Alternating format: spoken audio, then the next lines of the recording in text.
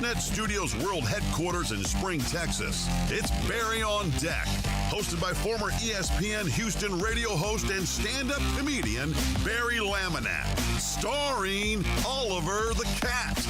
Written by Barry Laminack, produced by Barry Laminack, directed by, you guessed it, Barry Laminack. Featuring sports, entertainment, special guests, film sessions, and some drinking.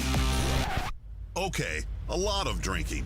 Viewer discretion is advised. And now, here's your host, Barry Laminack. What's up, you damn dirty deckheads? Welcome to Barry on Deck. I am your host, Barry Laminack.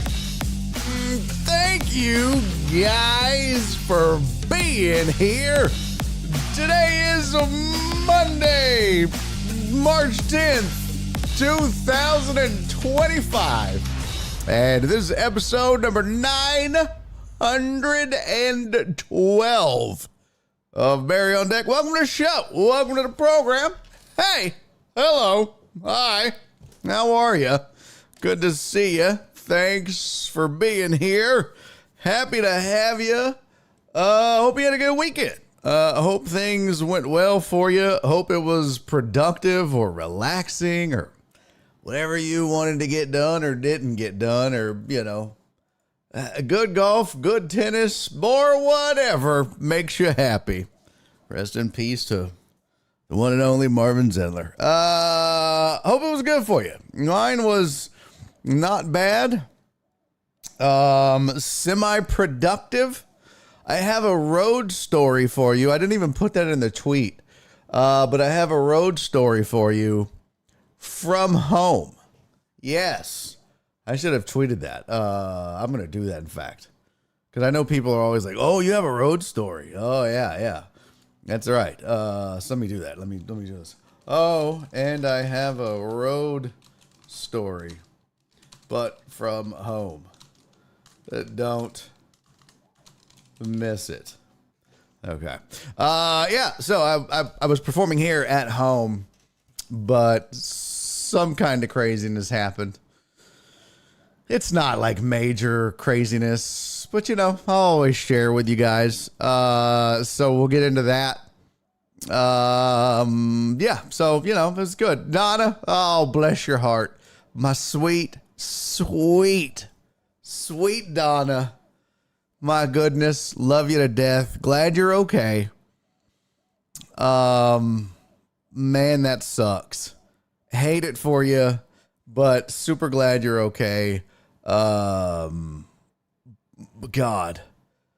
didn't want to see that. But Cece, that you're such a jerk. Just a jerk. I'm not even going to say what happened. You know, I'm not going to do it. I'm not going to do it. Wouldn't be prudent at this juncture. You know, if you want to know, you should be on the Discord. You should be a member of Patreon. And then you would be one of the cool kids that knows and be on the inside. But if you're not, well, then you're not. And so you're not in the loop as to what happened. Donna said, I want y'all to laugh with me. Yeah, I'm not that guy. I don't laugh at people's misfortune like that. Unless you're an asshole. And you're not an asshole, Donna. But if you were an asshole, then I would be all up in your business. Making fun of you. That's what you get. You know, shit like that. But, yeah, you don't deserve that. You don't deserve it. So not gonna tease and have fun at your expense for that. Not like Cece. Man. Whatever. No, I'm just kidding. So yeah, so we got stuff to do today. We got a busy show, lots to do, and what up, Clarence? And JennyIsMom gonna join me on the show today. Didn't get to do it last Monday because tech. So JennyIsMom going to be here joining me on the show today. Plus, it is legal tampering day in the NFL. Dun, dun, dun. Where's my dramatic chipmunk sound? Damn it. Oh, there it is. Legal tampering day in the NFL. Oh, hold on. I got to do it. Pause. Cut! Let's start over. Just kidding. It's legal tampering day in the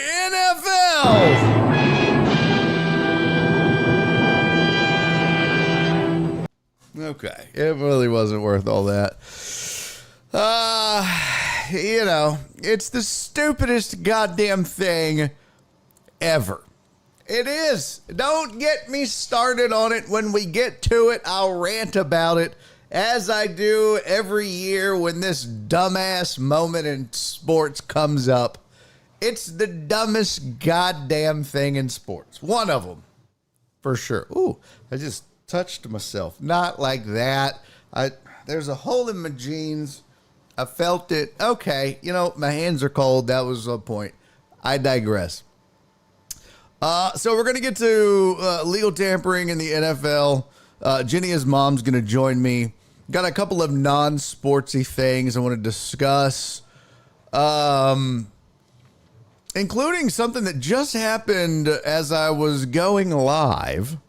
Saw a question from one P. Randizzle. And it was a really interesting question that he asked. And one that made me pause. I thought, wow, how would I handle that? Other than losing my shit, which I probably would. But he asked me a very interesting question on X. And so I will present that question, give you my answer, and we'll get into a little bit of details on that. And that'll be that What Would You Do segment that you see right here. So we'll get into that and a whole lot more. So we got a good time, fun time, yay time show planned for you today. So welcome. Thanks for being here. Happy to have you. Let's do it. So first things first, daylight savings time is here and it can suck my butthole. I hate this. So why do we do this? Seriously. This is still the stupidest goddamn thing we do. I don't understand. I mean, I know why it existed, like why we did it in the past. But like, fuck them farmers. Put it on the list. All right? Fuck Joe Osteen. Fuck them kids. Fuck Sonic. Who else? I don't know. There's a pretty long list, but you can add them farmers and daylight savings time to the list. This is so stupid. Now, when we fall back and I get that extra hour, then I'm good. If it was always just that, I'd be fine. If we always, once a year just set our clocks back an hour so that we all got an extra hour of sleep, I'd be good with that. Oh, yeah, YouTube, 100%, Mimi, thank you. Yep, fuck YouTube. Fuck TikTok, yep. Oh, my God, we've got a crystal sighting. Holy shit! Ladies and gentlemen, what is this? Holy shit, Crystal's back. Hide your wife. Hide your kids. Holy shit. Crystal, what's up, girl? Good to see you. Flip said time to harvest food. No, this is so stupid. That's the point. This is like, oh, yeah, we need the extra time. We need the extra daylight so that we can get extra harvests in. Farming's all commercialized now. They've got equipment. They're not out there with a goddamn mule and a sickle. Oh, shit, we're running out of daylight, Ma. Hurry up. Like, this isn't that anymore. We don't need this stupid-ass twice-a-year ritual. It's all fucking mechanized and it's all corporate. We don't need to fucking do this no more. We're not relying on fucking Billy Bob and Sally Mae to hurry up before they run out of daylight to get our tomatoes. This is stupid. We've got big corporations growing tomatoes genetically in a lab. Fuck these kids. Fuck this daylight savings and these. Oh my God, I hate all of this shit so much. Also, I might be a little cranky because I didn't get no goddamn sleep. It just throws off my rhythm. You know, my what is it? My John Cicada rhythm? Cicada, my whatever sleeps John Cicada rhythms. It's whatever. You know what I'm talking about. I don't like it. I don't like it. I think it's shit. And we needed to do something about it. My circumcision rhythm. That's right, Cece. Cece knows. Cece knows. Well, it's not the nose, the circumcision. Anyways. Mimi said Jim Bob. Yeah. Animal hunt at night. What? Tony said we should storm the Capitol. No way! We'd have to wait until it goes dark. It'd take too goddamn long. It doesn't get dark till midnight now, Tony. Spoon said I hear they have a mule and sickles in Austin. Hashtag hippies. I didn't sleep well either. First of all, I love Spoon's. Spoon is 1,000% one of us. Spoon is a deckhead. He's a dear friend, and I love Spoon to death. I do. He couldn't be more one of us. But that photo couldn't be less one of us.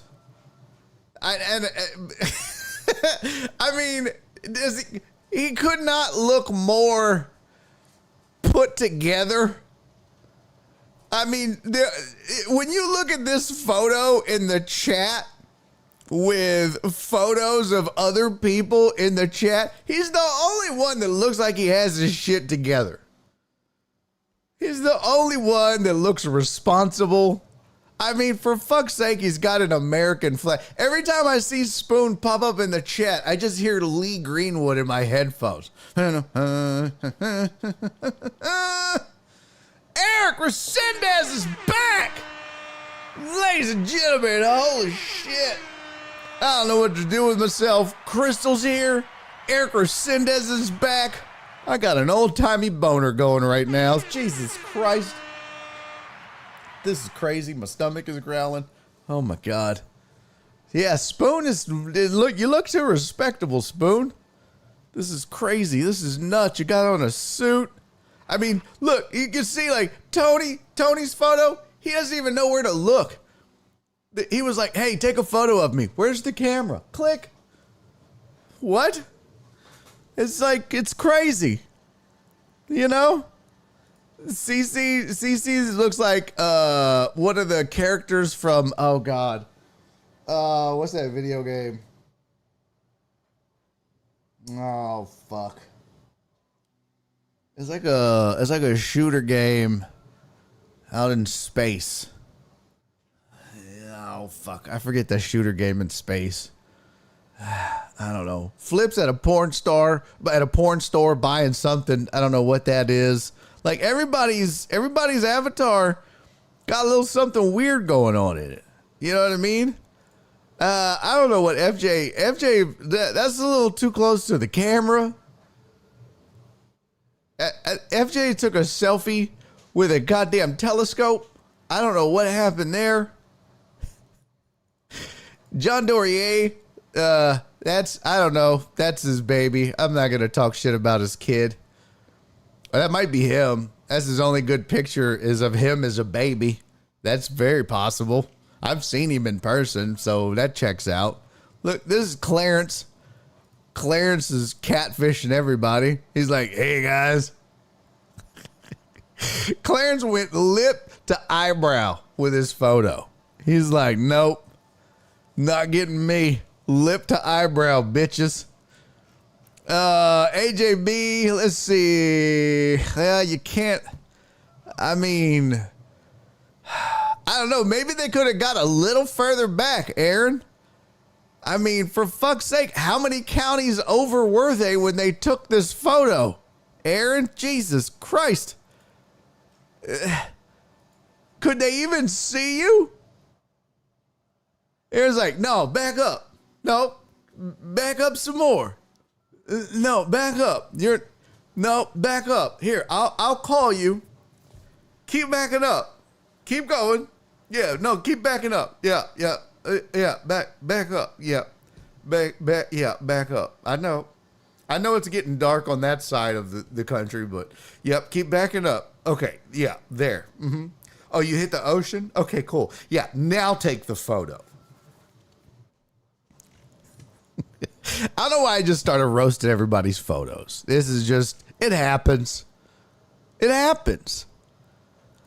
What is crystals? I can't really tell. I can't really tell what that is. I don't know what crystals is. Alex Villanueva is scared to post a photo of himself because he's ugly as fuck. But he likes to get on here and talk shit about the way people look all the time. But that's okay. I mean, Donna's just sweet. What are you going to do? You know what I mean? I would run through a brick wall for her.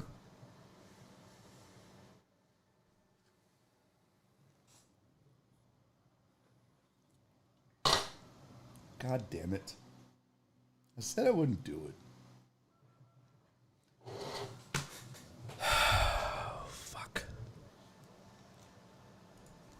Son of a bitch. What else? Let's see. Wanted you to see the Superdome. Oh. Well, fuck. What, did they take it from space? I love you, Donna, so much. I mean, we can see it from space. Let's see. Oh, Heartthrob. Thank you for the 100 bits, buddy. Much appreciated. Where's Heartthrobs? Oh, there's Heartthrobs. Look, there's Heartthrobs photo. Look, there's Heartthrobs photo. Yeah. This is the one time he had a thought. He had to capture that moment. Yeah. This is it. That's the one time he was like, oh, there it went. Hope you got it. It's a little blurry. It's like a Bigfoot photo. Remember that one time Heartthrob was thinking something? Barely got it. Yeah, him and Tony are looking at the same thing. The wrong thing. Not the camera. Spoon said did an update. Not on my end. Not on my end, Spoon. I may have to like log out and log back in or something. I don't know. It's a whole mess. Oh, here's Mina's. Here's Mina's photo. There's Mina's photo.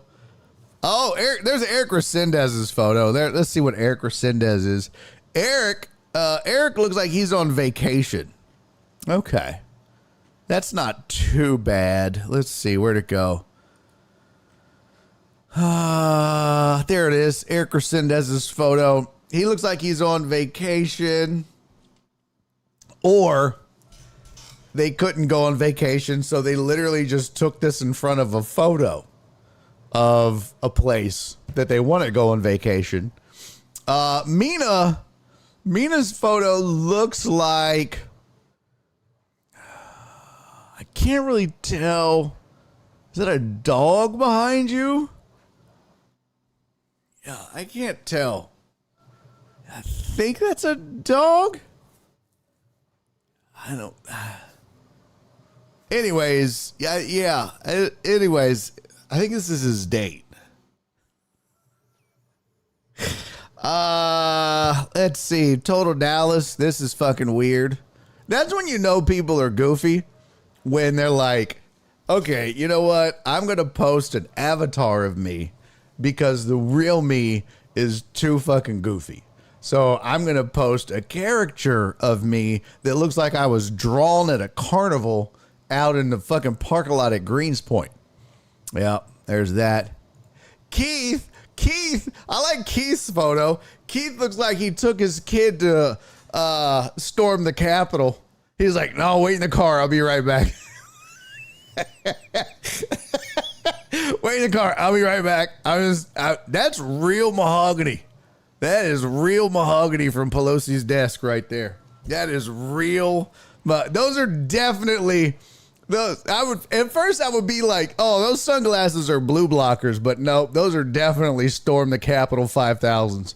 Those sunglasses are definitely. It's like, son, that's a real mahogany from Pelosi's desk. That's right. That is it. Mimi doesn't have shit either. Mimi hasn't posted her photo, and I don't blame her. Some of y'all are weird. Clarence said, did you want me to do my Zoolander pose, Barry? I mean, no, it's not going to help. No matter if the photo, you're going to look how you look. You know? Unless you could Photoshop Denzel Washington's face on you, it ain't gonna help, buddy. It's not gonna help. I like the John Dorier's like squirrel moment. This whole show is a fucking squirrel moment, brother. This whole show is a squirrel moment. Keith is now defending his sunglasses. He's like, son of a bitch, these are Adidas golf sunglasses, sir. I'll have you know, I'm colorblind, and they help me read the greens. Are you really colorblind? Oh, shit, you're style blind, too. Got him! Oh, damn. Oh, motherfucker. I'm so sorry, Keith. Son of a bitch. Oh, Alec, what's up, pimp? Look at Alec. We got to roast. If we're roasting everybody's photos, we got to roast Alec too. Alec's doing the jail pose. I don't know where he's at doing the jail pose, but he's doing the jail pose. Damn, reds and greens. That sucks, bro. So you just so a bag of M&Ms just looks all brown to you. It's like, Keith, what's your favorite M&M? Gray.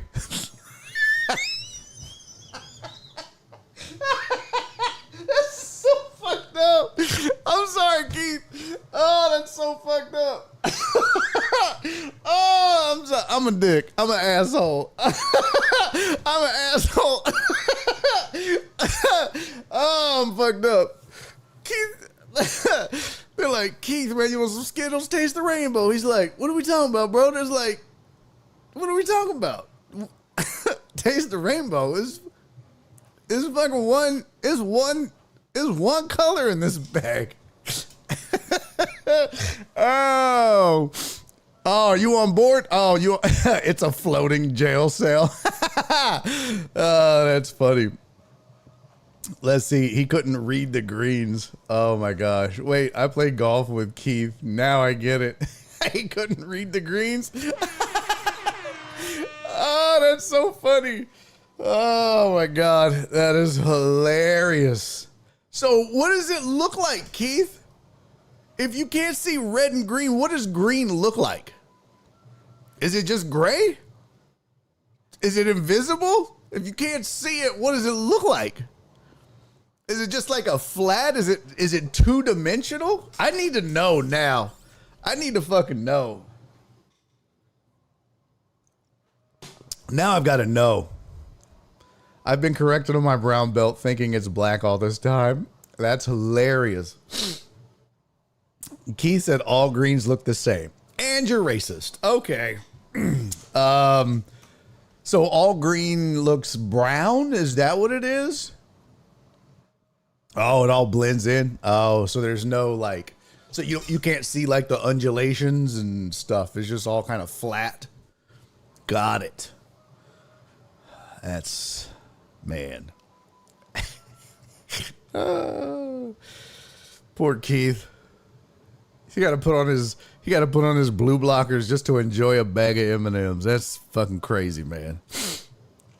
Eric said I'm gonna change the photo. Hold on. I don't think it comes through though. I don't know how it comes through. Hey, what up, Justin? Good to see you, pimp. Justin Kim's in the building, man. We got all the old timers coming in. Justin Kim checking in from Hot Springs, Arkansas. Let's see. I try not to think too much. Nobody got time for that. Yeah, well, and I don't want you to hurt yourself. Heartthrob. So, let's see. Did I get everybody? Everybody get nice and toasty roasted? Okay, I think so. I can't see the red name with green on the screen. Oh, wow. I have to use the color cloning settings in Call of Duty. Dang, that's crazy, bro. They have colorblind glasses now to see red, green. Yeah, I didn't know that. Yeah, that's pretty wild though. So you can see all the other colors though, Keith. You can see, like yellows and blues and all that. You just can't see red and green, huh? That's wild. One day I'm gonna come in and this whole show is just gonna be green. I'm just gonna make everything on screen. It's just gonna be a green show. You'll be like, what the fuck? This is gonna be like, son of a bitch. I'm gonna do it. I should do it right now. I should just fuck with Keith right now. Oh look, I can go to the color correction.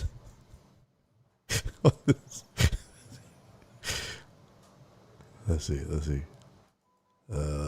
see. Hold on. Let's see.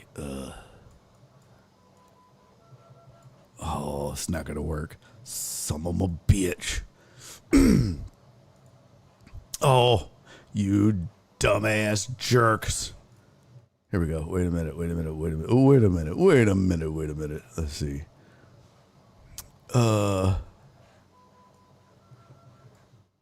Oh, this bitch ain't working at all. Yeah, I thought this was supposed to work. Ain't this some bullshit? None of this works. Well, I'll be goddamn. Huh. Some bitch.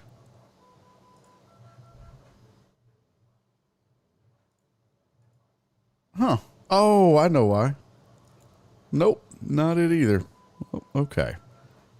I was gonna try to fix it. Well, let's see.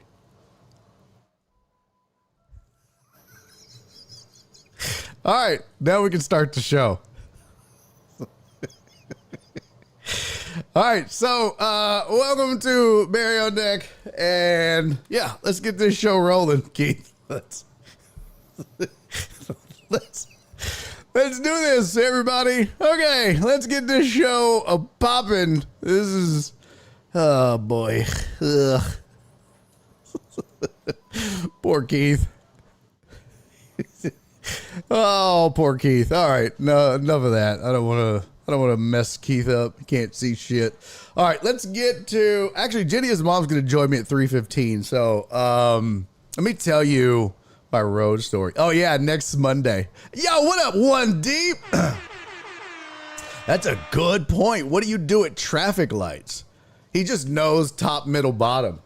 He's got to know. Right? You got to know top, middle, bottom.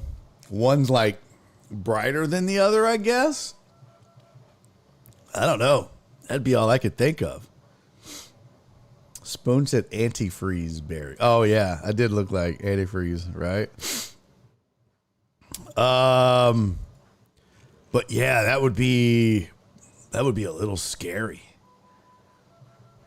St. Patrick's Day must be hard.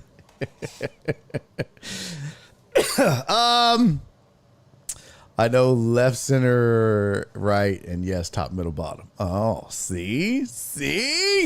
Okay. Eric Resendez says, did it work? Now, it worked on YouTube. Oh, it worked here too. Look at Eric. Let's go. What? Aha. Oh, Eric with the Heisman Trophy. Show off. Show off. Eric out here showing off. Damn, everybody's just fucking with Keith. Christmas must suck, Mimi said. Christmas has to suck. Going on a hike must suck. Man, right? Can't even watch football. The field looks doo-doo brown. Damn. Packers play the Jets. Boring. Well, all right. Here's my road story. Okay? This is what happened to me this weekend. Nope, your meatball head is still the same, Spoon. Still the same. If I close and I'll lose all the stuff. But I think it's because Twitch. YouTube updated right away. It might be a Twitch thing. Yeah, it's most likely a Twitch thing. Because YouTube updated right away. So, all right, here's the road story. Here's what happened to me this weekend, okay? First of all, I had two really fun shows. I worked at the Punchline on Friday night and was at at a place called Margaritaville out on Lake Conroe Saturday night. Really fun room. Lots of fun, sold out show. Kristen Lidner was the headliner. One of my favorites, Corliss DeLorean, was featuring, and I was the MC, but it's not a typical like MC spot where you just do 10 minutes and kind of like what I do at Hop Scholar, where I do like 10 to 15 and then bring up the feature to do 30 and the headliner to do 45. This is Billy D. Washington's room, and he wasn't able to be there, so he had asked me to kind of run the room. And the way he does it is, he goes up and does 20 minutes, brings up the feature to do 25. Then he goes back up and does another 5 minutes. Then he brings up the headliner to do 35. So really the MC is kind of, doing more than just MCing. But man, we had fun doing that show Saturday. Friday night, let me find the name. Where's my phone at? Here we go. Friday night, I featured for where did it go? Oh, Sophie Buttle. Yeah. She's Canadian, and is that right? Sophie Buttle? Yes, Sophie Buttle. I guess that's how you pronounce it. Buddle. Sophie Buttle. Fucking hilarious. Oh my God, she's hilarious. So she writes for, I forget which TV show she told me she wrote for. But she tours with Taylor Tomlinson, and she is so damn funny, man. She was killing it. We only did one show because I had to work Billy's room the second night, so I was unable to do the second show. But she's absolutely hilarious, and I highly recommend if you want to look her up and watch some of her stuff. Holy shit. Super nice, super funny. It was really a lot of fun. So the MC's name was Gretchen Dietz. She was really cool. And there was a guest set. And the guest set was somebody that I had heard of and seen online, and actually was somebody that a couple of people had mentioned to me and had suggested, hey, you should try to get this person on your show and try to work with. And it was just, I don't know why people were mentioning her to me, but it's a comedian named Cactus Tate, and she's originally out of New Mexico. And she's super funny, but she lives here now, as a matter of fact. And she lives up in Conroe. And she had popped in for a guest set because her manager is also the manager for Sophie Buttle. So I guess the manager had said, hey, could Cactus come down and do a 10-minute spot on the show Friday? And so they were like, yeah, that's cool. No problem. So it was cool. I ended up just doing like a 20-minute set because of Cactus doing a guest set, which, is whatever. I don't care. Check's the same. It doesn't bother me. But everybody had a great set. Everybody had a fire set. The whole show was just fantastic. And what was really cool, I heard her on the Guys We Fucked podcast. She's funny. Oh, yeah. You talking about Sophie or Cactus? Which one are you talking about, CC? Hey, you're welcome, Brian. Happy to do it, brother. Sorry it took so long. Buttle. Yes. Oh my God, she's funny. Super funny. Her writing is just phenomenal too.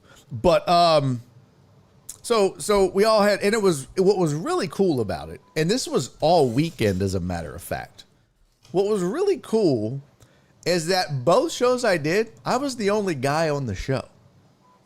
And I understand that Saturday was International Women's Day, but it is rare that there's only one guy on a comedy show. It's usually the other way around. It's usually there's one female if there's a female on the show. And I tell you what, this weekend spoke volumes for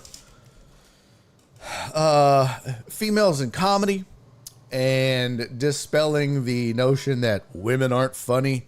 Bro, these shows that I was on were phenomenal. Every lady crushed. It had nothing to do with gender. These were just funny comics. These shows were bangers. I mean, both shows were fantastic. And if you didn't pay attention to gender, if you just went for comedy, you got a hell of a comedy show. It just so happens that I was the only dude on there. But all of these comics, because they're comics first, all of them were absolutely hilarious. So it was really cool to be a part of that as well. But here's the story. So we're done Friday night. We do the show. Goes great. Everybody's happy. And we're sitting in the green room after the show. And Sophie's, she's staying at a hotel there downtown. So it's kind of attached to it's right there in the area. And then Gretchen is like, I guess she's going to hang out and watch the second show. Because we didn't have a second show. Clayton English was doing a second show.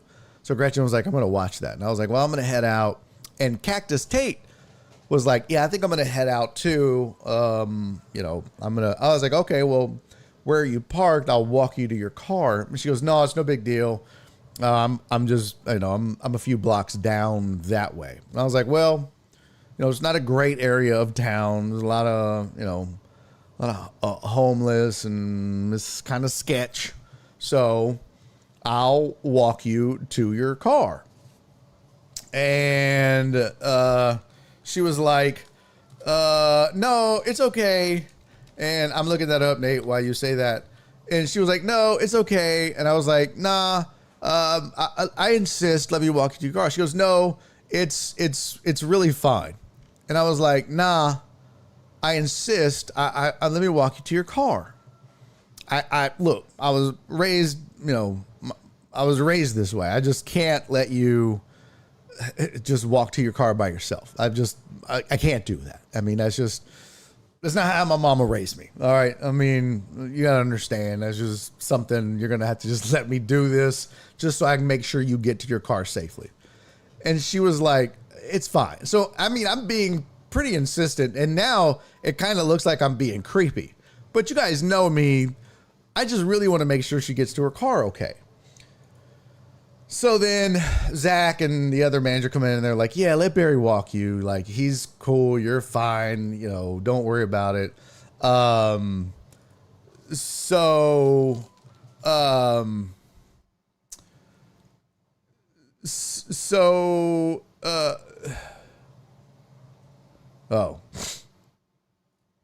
that's funny because Lance at 12:45 said Texans can take most of the first wave of free agency off.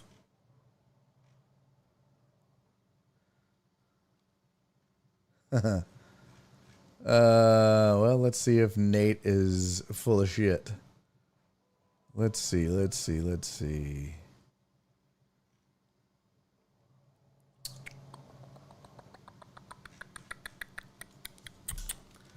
Nate, if you fucked up my story and my flow for this bullshit, I am going to be so angry. Oh. Nope. He surely did not. Breaking news, ladies and gentlemen.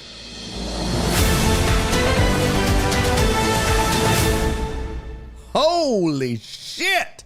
This is big. You know it's big if I'm interrupting a road story to bust in on this. Good Lord have mercy. This is a big deal. I'll be goddamn. The Texans are trading Laramie Tunsil and a 4th round pick to the Washington Commanders for a 2nd, 3rd, and 4th round picks. Wow. That's a big deal. That's a huge deal. That is Tony said Tank Dell's the new left tackle. What this tells me is that they have legally tampered with another left tackle. Who is all of the left tackles? Let's see. NFL left tackle free agents 2025. Let's see.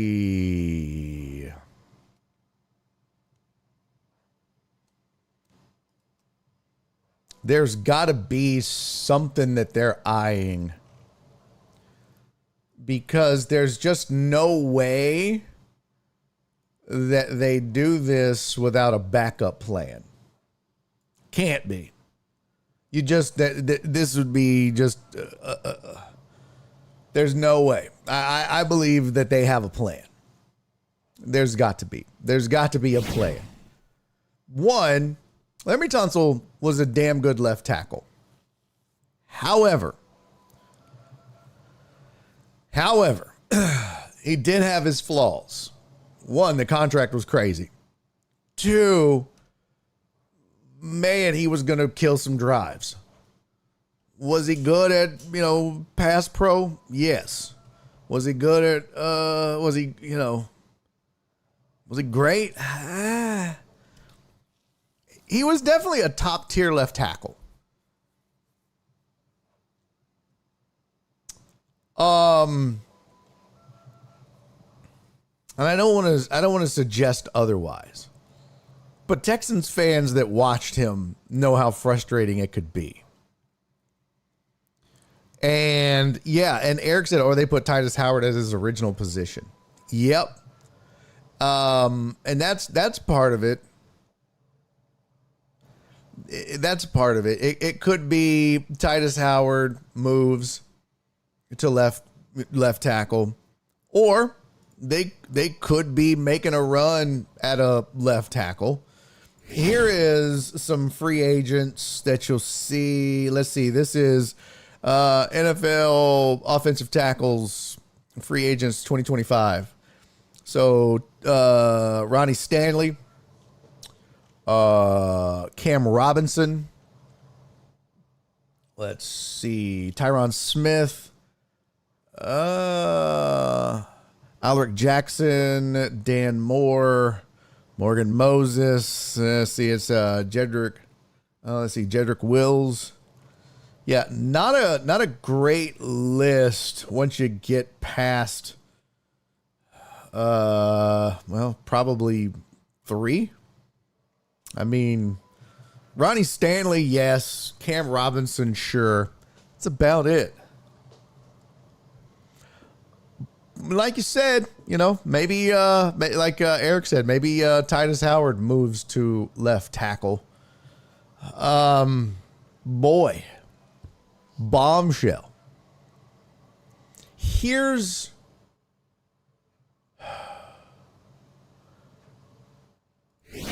the only thing that I can think. A couple of things. It is legal tampering period, right? So they're obviously working some other moves. I promise you that they have something in the works, and they had this deal in the works, or at least it was exploratory. In other words, they probably called around to teams that they knew were looking for a left tackle and said, hey, let's just play what if. Let's just play. Suppose I was interested in moving Tunsil. What would you do? And they probably got a few offers. And so they probably had something like that in their back pocket. And then legal tampering comes around, and now they can go in and negotiate with either a left tackle or a right tackle so that they can move Titus Howard to left tackle or whatever, some interior, whatever. And then they're like, all right, we like what we've got. We can pull the trigger on this as long as their new OC and new O-line coach are on board and think that they can work with it. And that's the thing. Yeah, Alex said it's Tunsil the last of the O'Brien leftovers. He's certainly the last of the. Yeah, he might. Well,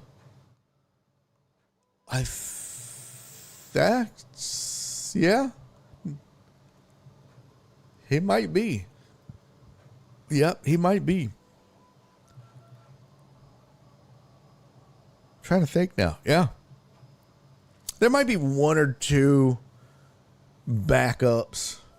But yeah, it's very possible. At least big time, big names he is. Let's look that up. Let's actually let me see what the here we go. Rap sheet. Raiders have agreed to terms with. There's a bunch of moves going down. Raiders agreed to terms with Jeremy Chin on a 2-year deal. Full terms. The top guard is off the market. Okay. Aaron Banks is expected to sign with the Packers. All right. Here we go.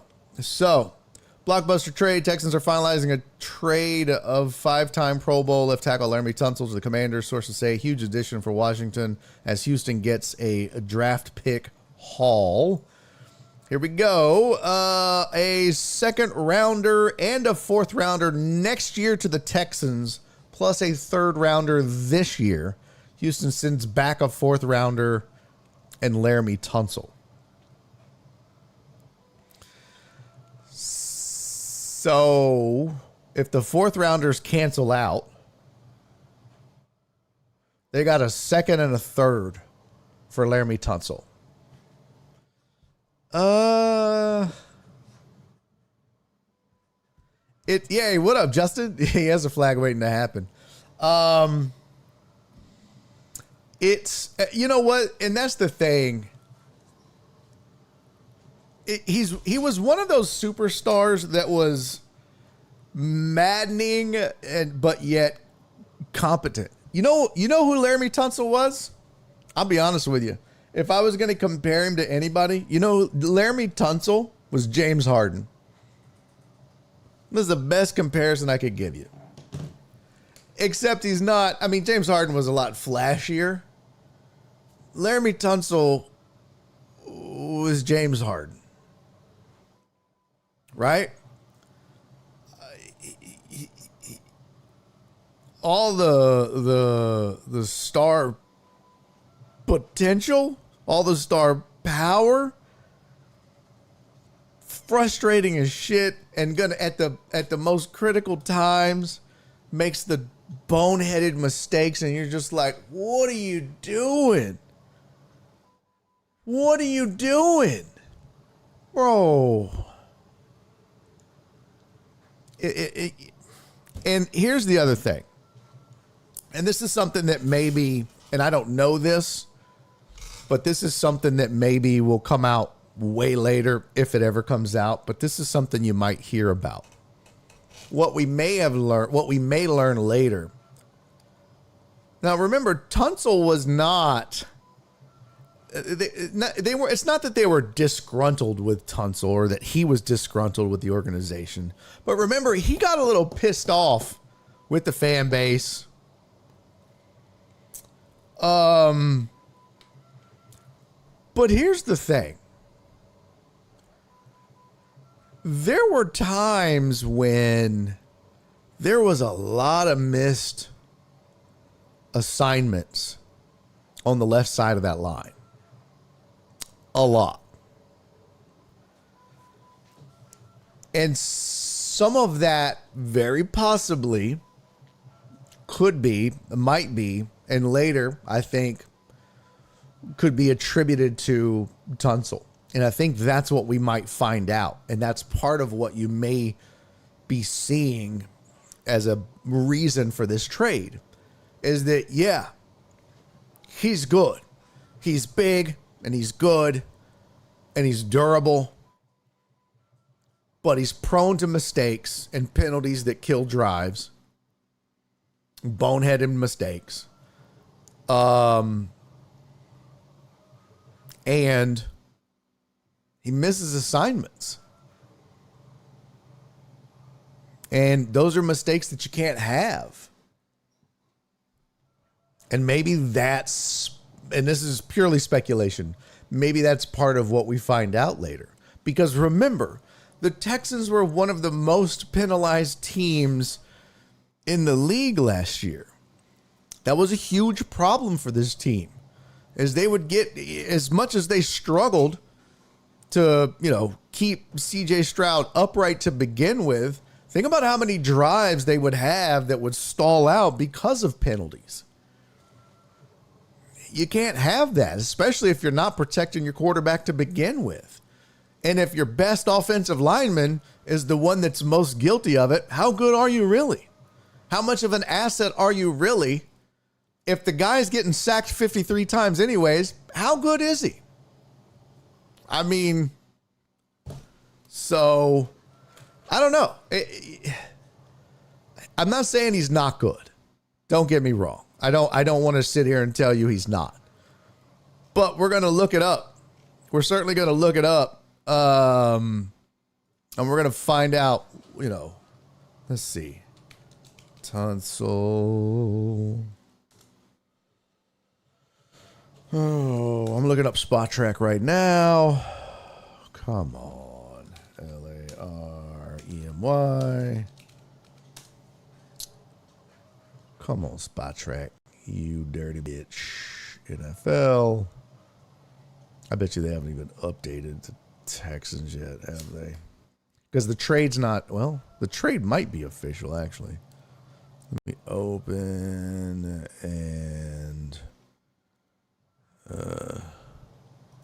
open. Oh my God, this website is so slow. Don't forget, Jenny's mom going to join me in just a minute. Hang tight, Mom. I just want to make sure we get through this breaking news. Okay, so they already have Laremy Tunsil listed on the Washington Commanders payroll. Here you go. He's listed third. Cap hit is $21 million. And he's 31 years old.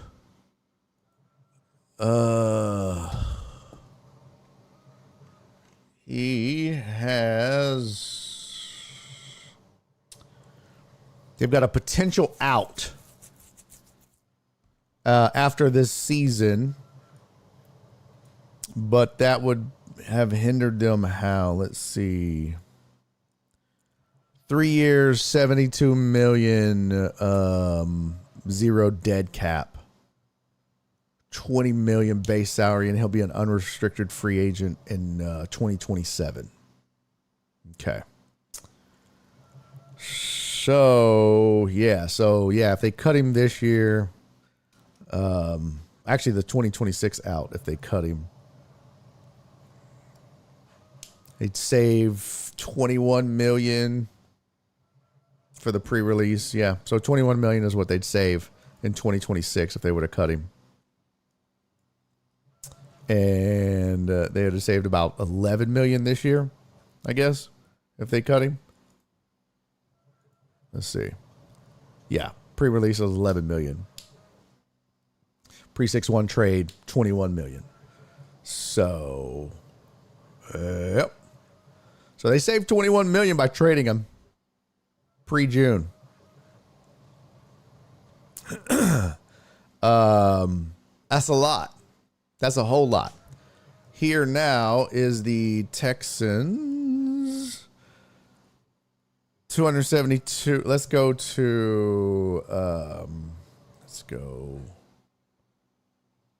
cap. They have now 17 million in cap space. That is way different than what they had before. Way different. Yeah. A lot different. They also, Texans signed another wide receiver, by the way. Not as big of a splash. And I've got a full, let's see, I've got the full update here for you from all of the different transactions. Let me zoom out here. Oh, where did it go? Yeah, these are all the different transactions that went down. Houston had signed another receiver. Where did it go? X went down today, of all days, by the way. Not a good day. There you go. Braxton Berrios signs a 1-year deal with the Texans after they signed Christian Kirk. So let's run through this real quick, and then I'm going to bring in JennyIsMom for a little bit, and then we'll get back to legal tampering, and I'll finish my road story. Here you go. Here's your NFL free agent best available players left. Javon Holland, Chris Godwin, DJ Reed, Stephon Diggs. Let me hit refresh to make sure this is accurate. Let me go down here. Yep. Javon Holland, Chris Godwin, DJ Reed, Stephon Diggs, Khalil Mack, Amari Cooper, Sam Darnold. See, this isn't even accurate because Sam Darnold has been signed by the Seahawks. Josh Sweat, Hassan Reddick, Justin Reed. Yeah, this is not accurate. So Devontae Adams signed a 2-year contract with the Rams. This was on Sunday. Harold Landry with the Josh Allen had a $330 million deal extension with the Bills. That was also on Sunday. DK Metcalf got traded to the Steelers. Yeah, Sweat too. By the Seahawks, which if you saw, I tweeted out that was the end. And then I thought, well, there was rumors Godwin is staying in Tampa. Okay. There was rumors that they were going to sign Sam Darnold. And I was like, well, that doesn't make any sense because they are definitely in full on rebuild now. Once they traded Geno Smith to the Raiders, it was like, oh yeah, Metcalf is 100% gone. 100%. Jake Matthews, 2-year extension. That kind of flew under the radar, but Falcons extended Jake Matthews. Devon Gauthier. Let's see. Aaron Rodgers emerging as an option for the Steelers. Ugh. Justin Fields is waiting to speak to the Jets before making a decision. DJ Jones and the Broncos re-signing. Evan Ingram visiting the Broncos after Jags released him.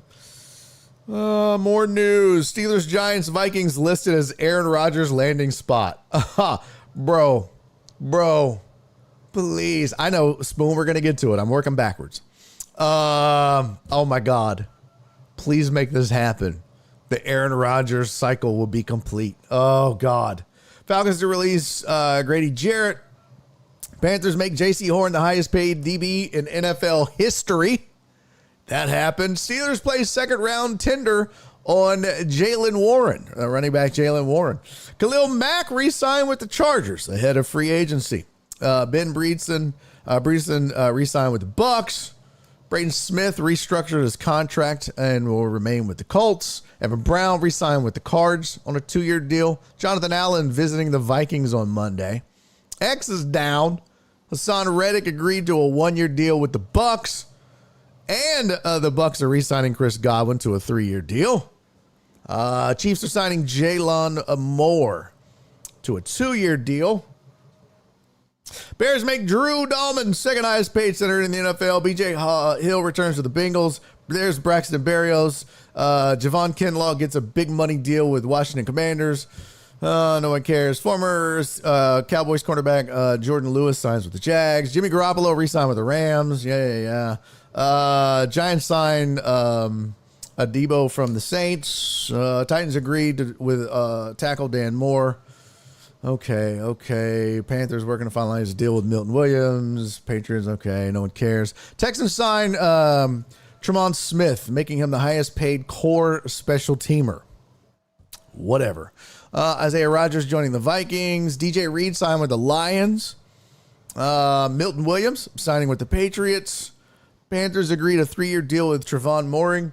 Steelers released veteran Larry Ogunjobi. Okay. Let's see. He had that opened up $7 million in cap space for him. Seahawks to sign Sam Darnold to a 3-year deal. There's that. Justin Fields signed a 2-year deal with the Jets. There's that. Cam Bynum to ink a 4-year deal with the Colts. Bears to sign Deo Odeyongo. Okay. Jags signed De'Ami Brown. I'm not even going to try that one. Cars signed Eagles edge rusher Josh Sweat. Darius Slay signed with the Steelers. Luke Farrell signed with the Jags. Or no, 49ers, excuse me. Jags signed Hunter Long. Jags signed Patrick McCurry. Grady Jarrett to ink big money deal with the Bears after the Falcons released him. Titans signed Sebastian Joseph Day. Packers signed Aaron Banks to a 4-year deal. Okay, Bengals. Yeah. What was that? TJ Slayton signed a 2-year deal with the Bengals. And the Texans trade Laremy Tunsil to the Commanders for draft picks. Now we are all caught up. So, there you go. Barry on Deck re-signed with the Deckheads for 1 year, 600 bits per month. Doesn't he wish? You know what I would do? I'd spend it all on my guest because she's worth every damn bit. Every damn bit. She's probably uh-oh. I think I lost her. Nope. There she is. What the hell happened to my... Hold on. Oh, shit. What is... Oh, she's on caller 2. How'd you end up on caller 2? What the hell? Hold on. This is great. That's weird. All right. Hold on, Mom.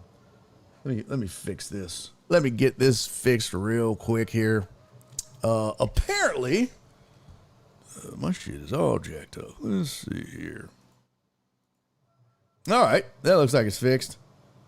All right. Now joining me on the program, I'd give her all the bits in the world because she's the greatest mother in the world and the greatest guest on this show, let's be honest. Ladies and gentlemen, joining me on the program like she does every single Monday when we have a show and when she's in town and she's not too busy for us. JennyIsMom, everybody. Hello, mother.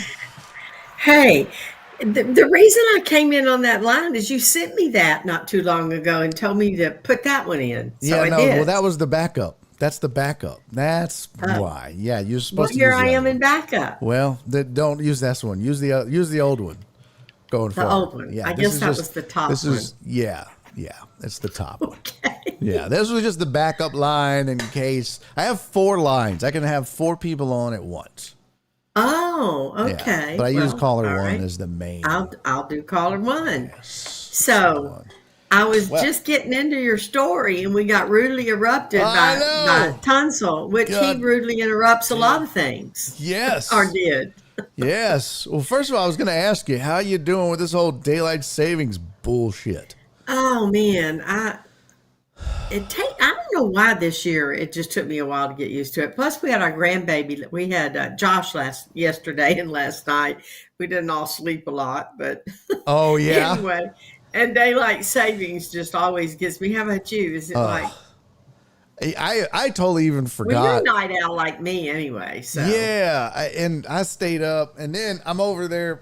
I'm in the kitchen. I usually work at the island in the kitchen. I don't sit at this desk. Only time I sit at my office now is when I do the show, and I'm sitting at the island working, and for some reason I was just looking at the oven for the time. And I never changed the time on the oven. Thank God you texted, because I was an hour behind. Oh, you mean today? I was an hour behind all day, and then you texted, and I looked at my phone. I was like, "Oh shit, yeah, okay, good thing you." This show, I mean, I know I'm late, but boy, we'd have really been late today. Holy no shit! kidding. Oh my! So it's a good thing you texted, well, yeah. Yes, we haven't got all our clocks turned back yet, but we're getting there. Did you get your VCR done? I don't have a VCR. I know, it's your laser disc. Yeah, right. I used to have actually, I did have a VCR when I was transferring all those videos to, sure how to put them on flash drives for everybody, but yeah, not anymore. I don't know what we did with that. I think we chunked it. It'll probably be an expensive relic in 20 years or something. Right. Kind of like your Star Wars stuff I made you keep. Right. Some of it's probably worth something. Some of it's not, because Bonnie chewed it. She didn't mean to, but some of that Star Wars stuff. Star Wars, and you remember your G.I. Joe things. I gave you that too. They're collectors. They're collectors. Well, see, what you gotta know is, I mean, it's not collector stuff if it's out of the box and used and all tattered and torn. Well, that's true. Yeah. Spoon said, "Grandkid, Barry made you a grandma." No.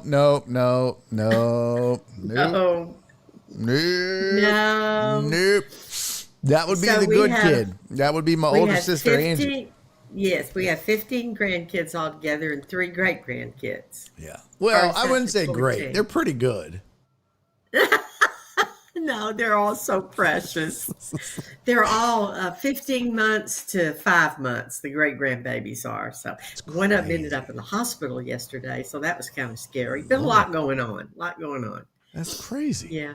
I know. We were up there for a birthday party on Saturday, and then we found out yesterday the little darling, he's 15 months old, had a seizure and was running 107 temperature. What? Is that even possible? They called the ambulance, run him to the hospital. I know. It was really scary. He just got out this morning, so they're trying to figure out what happened. But anyway, so it's been kind of a crazy weekend. Yeah, but I'm here. Shit. Well, and I want to, hey, you know what? How can I find out? Do you keep your calendar anymore on where all your I need to get on there and update it. I didn't know about that in Conroe. I would have told all my friends. They love Margaritaville. They would, and a lot of my younger friends would have been there. And I'm there next weekend, so yeah. Oh, you are? Yeah, but save it for the punchline. That's where I really need them. I need everybody to come out to the punchline. I've been telling everybody I'm getting 4 tickets this weekend. I have now. They're sending me daily ticket sales, so I know how many I've sold. Oh, good. You want to guess? I'll chalk up 4 again tonight. You want to guess? How many? Guess how many tickets I've sold so far for my punchline show on April 2nd. Guess. 50. High or low? Low. Well, we'll just have to do something about that. Try again. Spoon said 6. 30? Spoon's way closer. Oh, no. Uh-oh. Okay, well, I'm going to go. I think not people 30. Procrastinate, don't they? 20? Not 30. Huh? 20? 20? Not 20. 15. Nope. Are we getting hot or cold? You're getting closer. It'll happen. 9. You sold 9 tickets so far. Well, you'll have 4 more to do this week. Yes. I've sold People 9. wait to the last minute. I've been telling my friends about it. So, Well, and I owe you a poster. I have this, but that's not like the yes, would you official. please, so I can put it on Facebook? You keep saying you're going to send me that darn thing, and you don't. Yes. Yeah. You're in So trouble. hold on. I know. I gotta move this out of the way. Hold on. Boop. So that's when and where it is. That's a good one. Yep. April 2nd. April 2nd See? at the Punchline Comedy Club. I was trying to be funny. Sorry. Yeah. Well, there you go. So 9 tickets sold. It holds 240. So we have some work to do. Yep. I'm gonna start running a Facebook ad here pretty soon. Yeah, I'm yeah. you definitely need gonna be to going in the promote it a hole little for bit. this show. Definitely gonna be going in Yeah. the hole for this show. But hey, it is Well, you what may it not. is, You may as not. the kids Don't say that. Do not say that. Tony We're said gonna tell you Punchline's a about nice that all the comedy club. time. Who'd you go see there, Tony? What'd you say, Mom? I said, don't say that. Well, I mean, look, No. I just You try to think be a realist. positive. Quit that negative shit. I just try to be a Excuse me. realist. Oh, I can't believe you cussed on this show, Jenny. Cannot believe you cussed on You this show. just be positive. That's all I gotta say. Now, straighten up. Mother, you would be so angry with me for a joke I did on. Now, what'd you do now? Well, I thought it was hilarious. The crowd thought it was hilarious, including the women in the crowd. I saw that. You said you were raised by bitches. I took offense to that. It was so funny, Mom. I read that and I went, It was that the little best. SOB. It was Who the is he talking about? It was the best. It was so funny. Because I did it on this show. I forget what I was talking about, but I did it on this show, and I was like, "Nobody tell my mom I said that." And then everybody's like, Mom "We're gonna found tell her. out." We're gonna tell her." And so it was International Women's Day on Saturday when I was at Margaritaville, and there was a And you said that? there was a Shame on you. bachelorette party there. And so I started fucking with them about getting married, and I don't remember what I said. I said something about strippers. Oh, no. I don't remember what it was. And I was Everybody like, has well, a job to do. yeah, I said something about, I don't know, the job of it. And I was like, I shouldn't talk like that. I was like, I apologize. I'm not, I just want people to know I shouldn't talk about women like that. And I was raised better than that. Or I said something to the effect of, I support women, definitely a feminist. I have to be. I was raised by bitches. And it's just the funniest. I just think it's hilarious because of the juxtaposition of the term, and it got a huge laugh. It got a huge laugh. Oh, it did? It's Well, like, good. oh, Just at my expense, huh? Yeah. Well, It's no, a good yours thing and I wasn't Angie's. there. Yours I and would have stood Angie's. up and started shaking my fist at you. Well, that's the beautiful thing about comedy, though, is nobody, I know. And the women, what's funny is the women really laugh. Oh, yeah, they were like, okay, oh my God, I know yeah. that. I can relate to that. And Hey, so, you know what's what's cool? funny? What's cool is a lot of women came up to me afterwards and like really enjoyed the set and stuff because they get it, because Of course they do. I was talking about marriage because I do a lot of couple stuff, and one of the girls from the bachelorette party came up to me and they were like, "You have her scared shitless now." And I was like, "Sweetie, I'm just joking." I was like, I said, It's a joke. I said, my wife is the best thing that ever happened to me. Being married to her is the best thing that ever happened to me. I love being married. Like, she goes, "Oh, I know." I was like, "Well, good, because I don't want you to, believe that what I say up there is real. It's It's just not. It's jokes. I mean, there's, comedy is based on the truth. It's not the truth, but it's, I know. this shit I is remember jokes. when I you was first raised started by out. women, but they're not bitches. Well, one of them, but Maybe. but she's not here I to defend remember herself. Nora quit coming to your shows because you're always. She goes, Yeah. "I'm not going anymore." Yeah. Well, so that's the thing is it's like, it's and that's the beauty of comedy though, is it's you do it for the laugh. It's, That's right. it's anything for the Anything laugh. for a laugh. That's what it's funny because there's a show called Comedians in Cars Getting Coffee, and it's Jerry Seinfeld hosts it. And he said he was explaining that to his wife, or he was explaining that, to his wife, because she asked him, is there anything you won't do for the laugh? And he was like, no.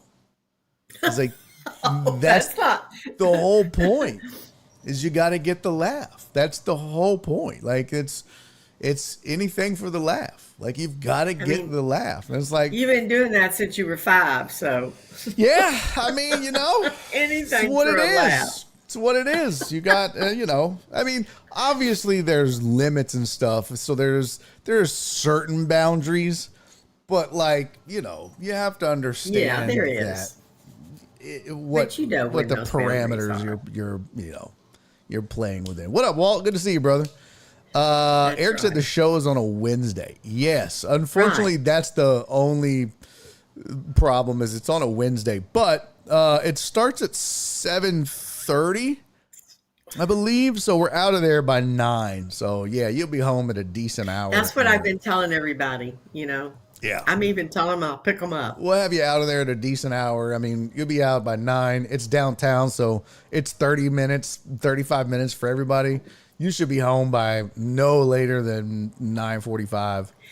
Where is it downtown, honey? I know it's on Remember where the House of Blues is? It like south? Yeah, you remember where the House of Blues is? Yeah. Is that where it is? It's the restaurant. Oh. It's the old restaurant for the House of Blues. Yeah, first floor. Okay. Yeah, that's not far from Toyota Center. Nope. It's all, Caroline right there. Right. Been there a few times when I was a rowdy. Yeah. Know exactly where it is. Good. Yep. And there's parking and everything. The Dirt Bar. Well, don't write. I mean, just stay positive. Stay positive. Yep, I'm about to get some marketing stuff done tonight and tomorrow and get that rolling, and hopefully get some tickets sold. Promoted at your shows too. Oh yeah, Facebook shows. Okay. Yeah. All right. So, and I gotta get my website updated, and So right. So get with it. I finally got. Would you update that dang calendar? I know. So I finally got Hop Scholar stuff squared away, so tickets are moving on Hop Scholar. So now I got to focus on my show. So that's next. Okay. All right. Yep. Hop Scholar's the end of the month, right? Okay. Yep. All right. Well, I may be that, or I may be at that one too. So. Oh well, that would be awesome. It'd be good to see you. I had a pretty good month, so I guess I could spare a few bucks. What? Did you have a good month? Well, I'm trying. I sold my house and I capped. So that's always a good thing with KW when you cap. Yeah, You don't pay the company anything. So you sold your house? Training again. No, I sold one of my listings. I was like, wait a minute, you're moving? Hold on a damn minute. No, we are thinking about moving though. This is the second time you've sold your house and moved without telling me. No, the first time was when I was 18. Chat, did I ever tell y'all that story? No. Yeah. Chat, have I told y'all the story about the time my mom moved without me? Well, you just, I gave you the chance to move with us to Conroe. Bullshit. And you said no. You were too happy with your shoe salesman job. You didn't give me the chance. Bullshit. I asked, did I tell all the story? Total Dallas said no, but I understand. Kiss my ass, Total Dallas. Thank you, Total Dallas. It was like a getaway. I came home from playing basketball, and my mom goes, "We're moving." And I was like, "Oh, where are we moving to?" And she goes, "No, me and your stepdad are moving. You're on your own." What the fuck? Y'all do not believe that. That is 1,000% true. That is not true. She goes, "We're moving. You're on your own. You're 18 now. You're an adult. I got you an apartment. I have paid the deposit. It's in the same complex as your sister. I thought that was pretty nice. I thought that was pretty nice. Go be an adult. Bye-bye. You're no longer my responsibility. Suck it, nerd." You know I mean, she pretty much said all of that. This day and time, they're still living with their parents at 30. She gave me the finger and kicked me in the butt. She did. She kicked me. Y'all do not out believe the door. My shit was waiting on the. All of my shit was out on the sidewalk like a jilted lover threw it out there. Lord, it was awful. Mary. Somebody is going to believe you one of these days. They're going to think I was a terrible mother. I hope so. God, wouldn't that be great? It'd be the best. No. And then 6 months later, I'm right back in there. That's right. She had to come get me. You just couldn't make it. It was just a goddamn mess. You and that damn dog. Oh, my God. Oh, Old man poor in Seattle baby. said, congrats. I did real estate on the side for 25 years or so. Gave up my license during COVID and not sure I'll re-up it. Yeah, she's been real estate for... How long have you been at real estate, Mom? Since I was 23. Wow, so almost 70 years. Hey, I am not in my 90s, okay? Give me a friggin' break. It's just too easy. It's just too easy. Oh, it's just so easy. Hey, I left real estate a couple times and went and taught. I went teaching. Yeah, you did. I'd get stressed out and go to teach high school. I don't know what I was thinking about that. What kind of change Real is estate that? in high school. I'm stressed out. I'm going to go teach a bunch of fucking morons science. No. I loved my high school kids. They were wonderful. God. And I love teaching chemistry. Total Dallas is a teacher. He can relate. Yeah, I loved it. And I'm still training. I mean, I still get to teach now, training agents. So I do that too. So hey, what up, Joe Bro? It's good a to see you, buddy. It's a Joe good Bro gig. said, very nice to see you, JennyIsMom. So Oh, thanks for staying. Thank you. Eric said, I moved out at 18, never came back. Know the feeling, Barry. Yeah, see? I moved out at 18. I never went back. But back then, Okay. you did. I did. Amos said, I went need work to at bust NASA. that. Amos said, I need to old bust that car. move, Jenny. I have a 25, 23, and a 22-year-old that just won't leave. I told you the secret. Yeah. Remember when Angie wouldn't leave? I just moved. Yeah. You and I moved. Yeah. That is a true story, chat. Yeah. One just day, moved. my sister was out. She had gone off. She was notorious. She would just not There you run go. away, Then she but she came would just back. be Then gone for weeks. She would just be like, I can do Or whatever the months. fuck I want. And she would just go somewhere. And my mom was like, okay, yeah, go ahead. And she left. And my mom was like, we're moving. And then we just packed up our shit and moved and didn't tell her where. No, if you remember though, she had said she came back and she said, I said, look, if you're not going to go by the curfew, you're not going to do this and this, you're not going to be able to live here. She said, well, you can't make me leave. If you change the locks, I'll just crawl in through the window. And I thought, I guess I'll show her. So we moved and cut all the electricity off. Yeah. Left her shit in her room. Bye-bye. She still laughs about that. Yep. She said, man, that made me grow up fast. Yep. Yeah. She See, I learned was some a shit that terrible day. mom. Huh? I was a terrible mom. No, you weren't. That's called tough love. That's what that's called. I'm sure a lot of the moms and dads out there can relate to that. You seen a pattern, chat? Just surprise moving on all her kids. Oh, no, it was not like that with you. Spoon said I moved out at 16, and Barry, you sold 10 tickets now. Oh, Spoon, let's go, man. Thank you, Spoon. Good, I'll see you there, Spoon. No, Hey, Spoon lives everybody in come- Wichita. Oh, he lives in Wichita. I didn't know that. Spoon. What an idiot I am. No. Spoon, you going to drive down for the show? You going to come down for the show, man? Come on, Spoon. down. Yeah. Wow, Joe Pro, you're an asshole. Mom, everybody won't What? leave Donna alone. What are they doing? They're making fun of Donna. She had a wreck or something. Yeah, It says kind crash of. test Donna. Yeah. Oh, Donna, I'm and sorry. then Cece called her Wreck-It Ralph. Cece. I know. Donna, do not pay any attention to any of those mean bullies. Yeah, they're bullying her. That's for sure. That's right. We have no bullying. No Yeah. bullying on Barry on Deck. None. That's right. See? Don't make me have to go. I know where y'all live. I know where you live. She's got all the addresses. That's right. Oh, speaking of, Don't be I've bullying got Donna. Christmas cards that got returned. We need to get that shit updated. We got Oh, 3 you're Christmas cards. kidding. Yeah, I finally went to the P.O. box. We got 3 Christmas cards that got returned. So, Well, you have to tell me who it is so I can tell Jen. and I We'll- finally got all the stuff. Well, got the stuff that I was waiting on for Alec. So, I'm ready to go. We're gonna get his shit in the good. mail. He's almost coming home, but we're gonna get it to him. Damn it! A promise Well, is you a let promise. me know. All I'll bring right. it to you And tonight or in the Donna, morning. did Donna have a wreck? Is that what happened? Barry, tell her what you said though. Well, she Did would he need say to know something else about me? She would need to know the context of what happened. Can I show her, Donna? Can I show her? I told Eric said I told my 21-year-old, hey, it's about time to maybe get a new place. She got sad, and I said, I will never move. Oh, she got sad and said, I will never move. Oh, that's hilarious. No. Jenny's mom, don't kick the baby bird out of the nest. She moves the whole damn tree when nobody's looking. Yeah, that's exactly it.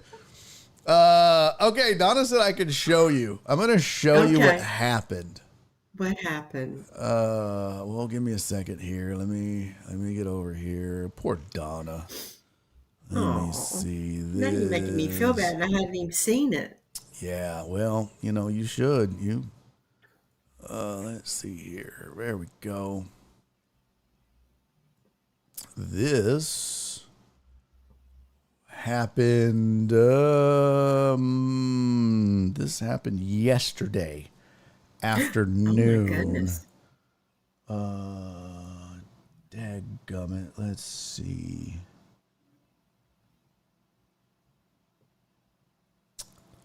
Okay, well, this sucks. Oh, there we go. Okay, I just need to change this. I just need to add your camera. There we go. It's just 2-caller 2. Perfect. Okay, and then I just... Why is that there? I don't know.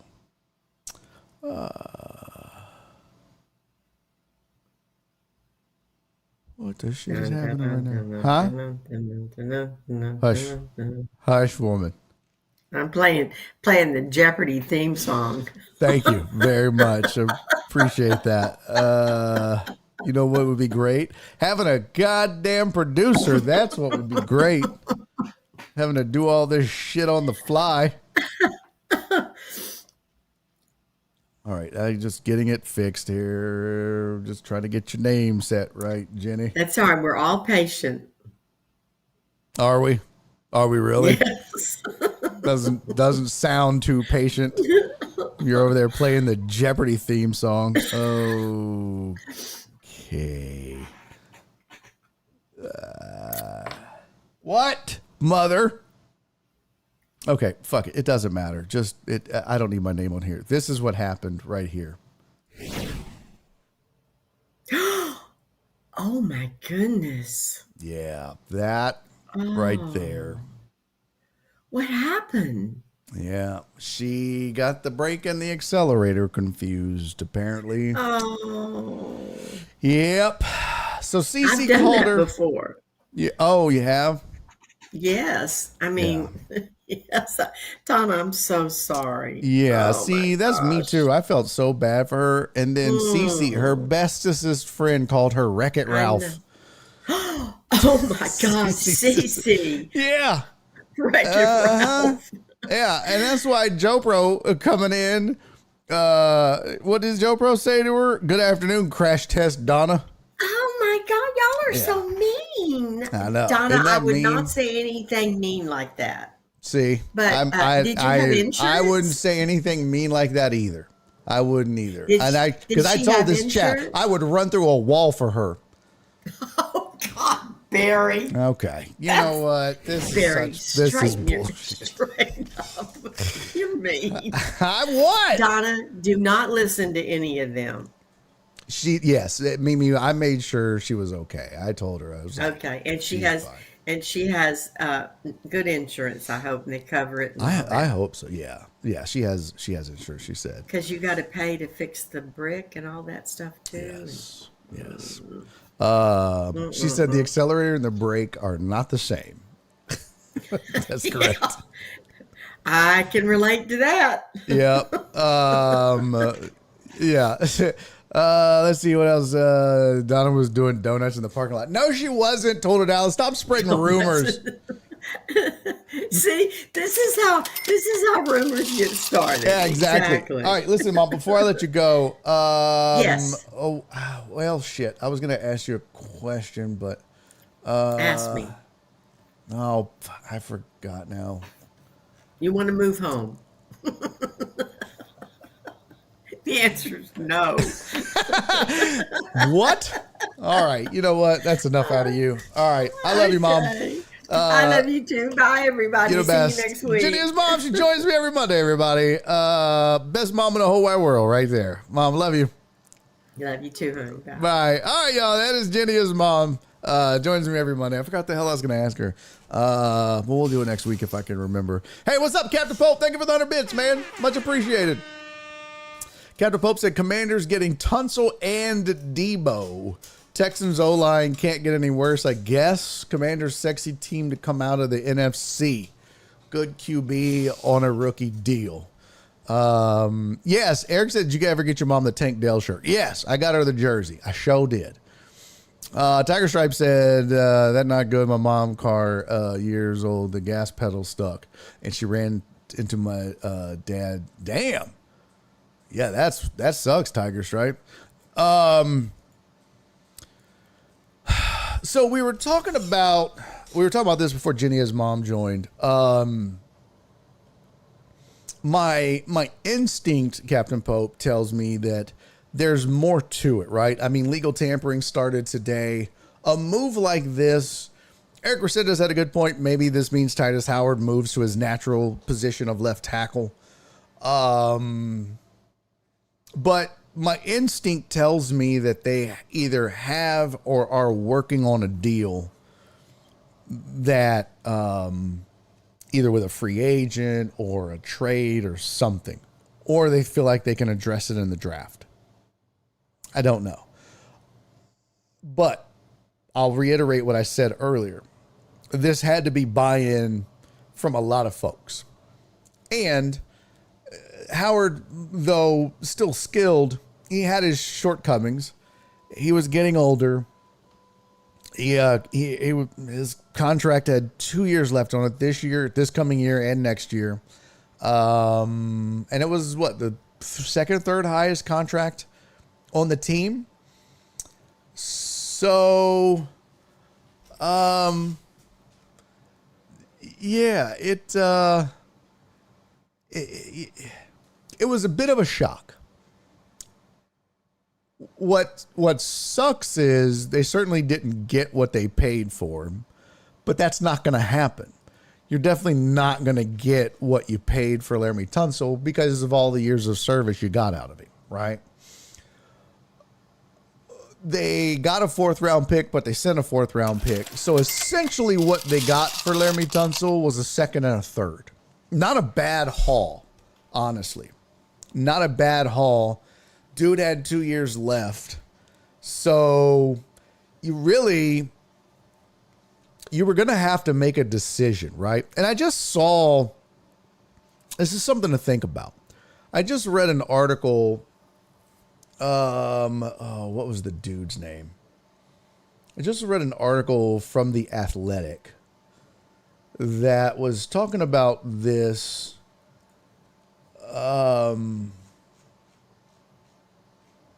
with the Toronto Maple Leafs and Mitch Marner. And they were going through this with Marner, one of their superstars.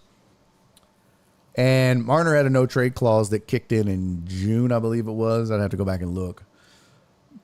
But they were unable to move him at the trade deadline.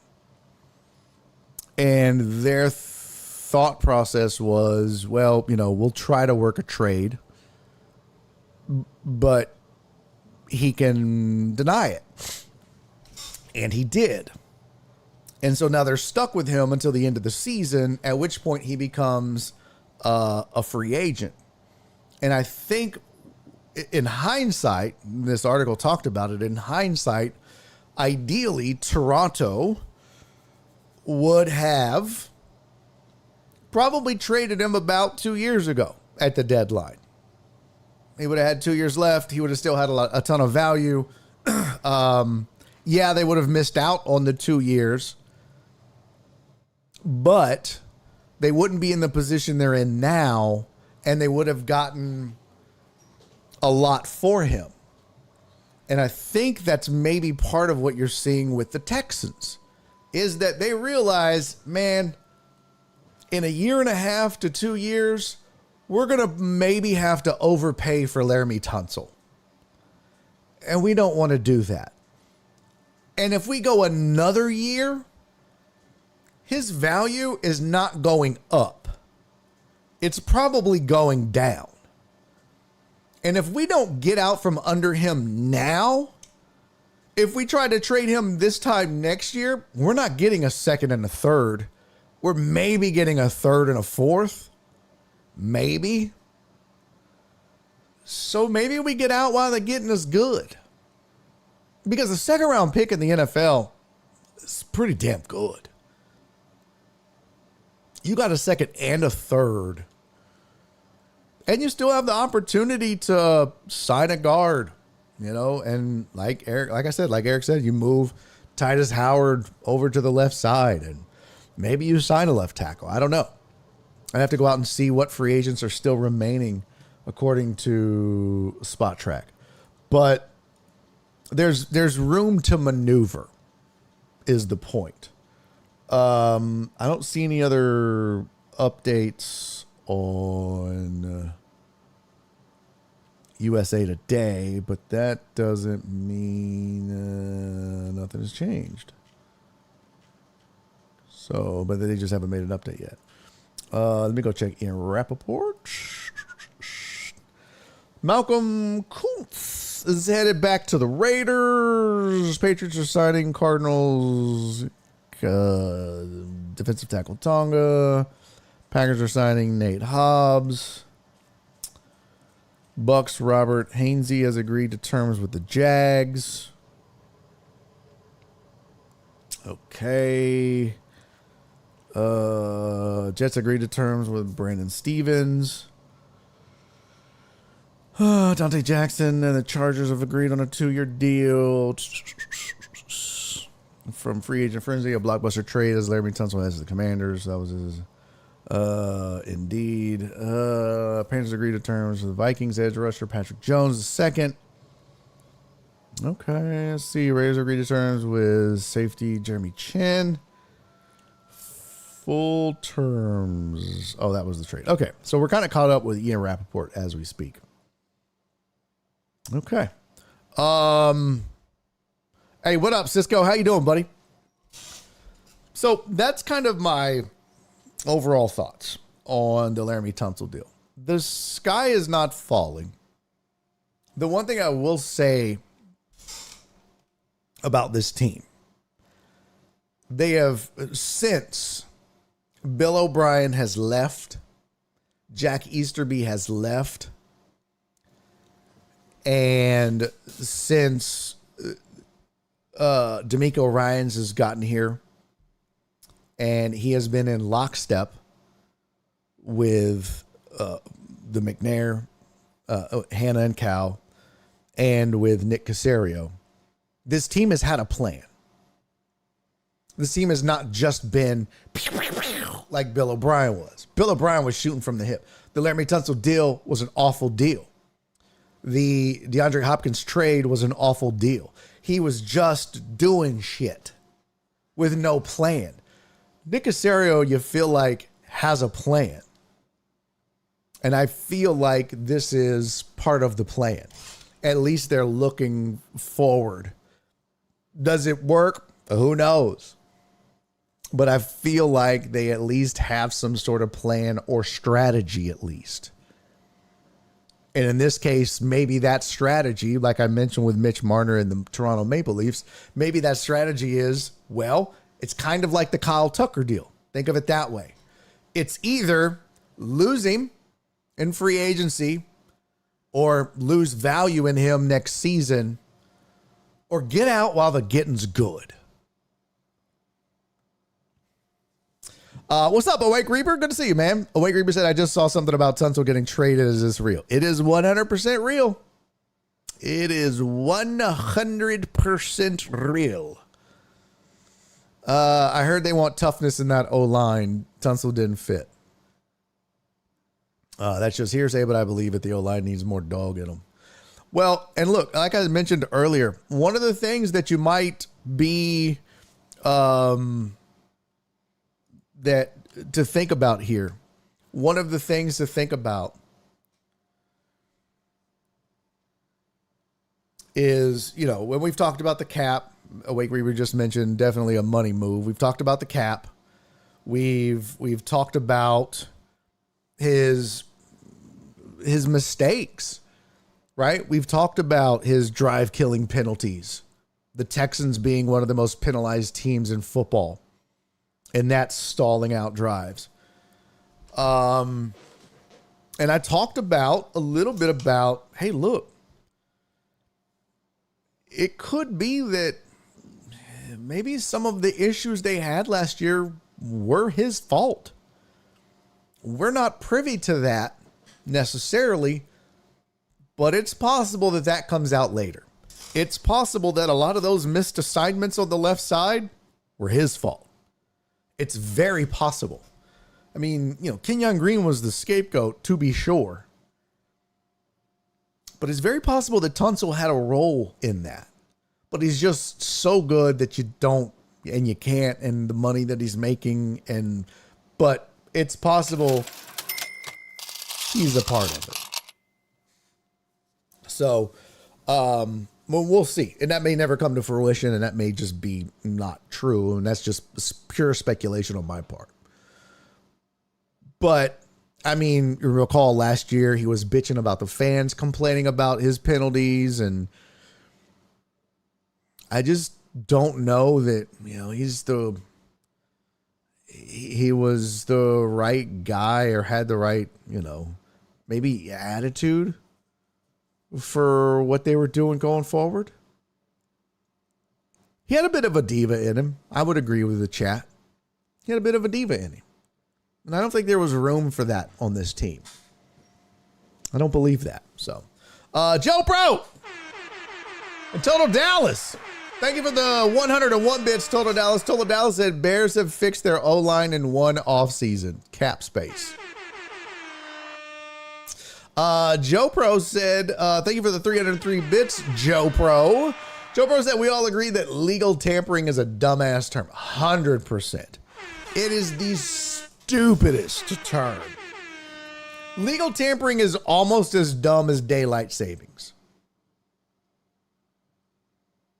Let's think about both of those terms. Legal and tampering is a stupid term, and daylight and savings. What daylight are you saving? And again, this isn't 1850. We don't need to save the daylight, folks. They're growing food in a lab. This shit is not necessary anymore, and I'm sick of it. I hate us. So sick of it. A couple of moves that I wanted to kind of quickly discuss that occurred over the weekend, and also talk about your sports headlines. But some of the bigger moves that went down over the weekend, because the NFL's been busy. CC said, you're thinking selfishly. Think about the poor golfers. Oh my God, CC, I used to love this time of year. When I worked at in an apartment complex that I lived in, oh my God, I'd get off work. I could get a whole round in during twilight. Oh, loved it. Total Dallas. Thank you for the 304 bits. Total Dallas said, I like daylight savings time and early dark. What? Yeah, Joe Pro said, that's not how DST works, TD. Yeah. That's... Oh, shit. There it goes. There it goes. Oh, shit. that was it. Every time I say I'm going to adjust that shit and I don't. Bye-bye. Eric said, who is Sam Darnold going to throw to now? He signed a 3-year, $100.5 million contract. Yeah, that was part of what I had on my headlines. But some of the stuff that happened over the weekend, DK Metcalf was one of the big trades. And the final main piece to leave Seattle, which Seattle kind of said, hey, we're in our rebuild now. They traded Geno Smith. They cut Tyler Lockett. And then they traded DK Metcalf. So that was it. It was over. That was all the big stars gone. And so you were like, yep, okay. This is 1000% rebuild mode for Seattle. It's time. You know, Pete Carroll's gone. It's just what it is. It's okay. And then they go and sign Sam Darnold to a 100.5. Why the 0.5? Just so you could say you make over $100 million? That's weird. But they go and sign Sam Darnold to a $100.5 million contract. And does anybody in this chat feel like this was a good move? I feel like they're about to get the old Sam Darnold. What weapons does he have? What, like, Sam Darnold needed to go somewhere. Like, he's not going to have Justin Jefferson and, you know, a two-headed running attack and a vaunted deep, like,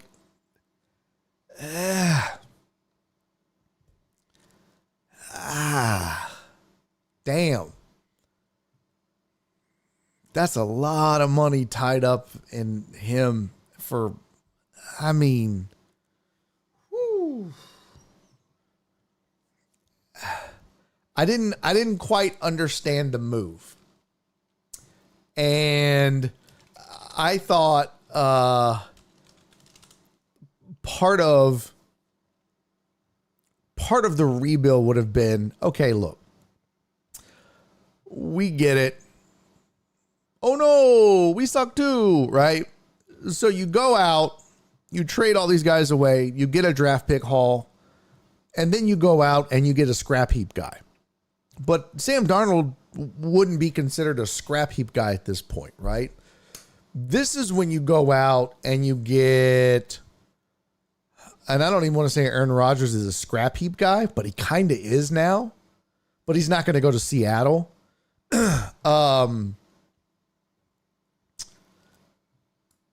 But I would have gone and gotten maybe like I saw Garoppolo re-upped, but that's a guy I would have chased, or a Kirk Cousins-ish kind of guy. You know what I mean? Like, but Darnold coming off the season he had, you knew you were going to pay a premium for. There was no reason to pay a premium for anybody when you're going into a rebuild year. Doesn't make sense. You talk about an organization that doesn't look like they have a plan.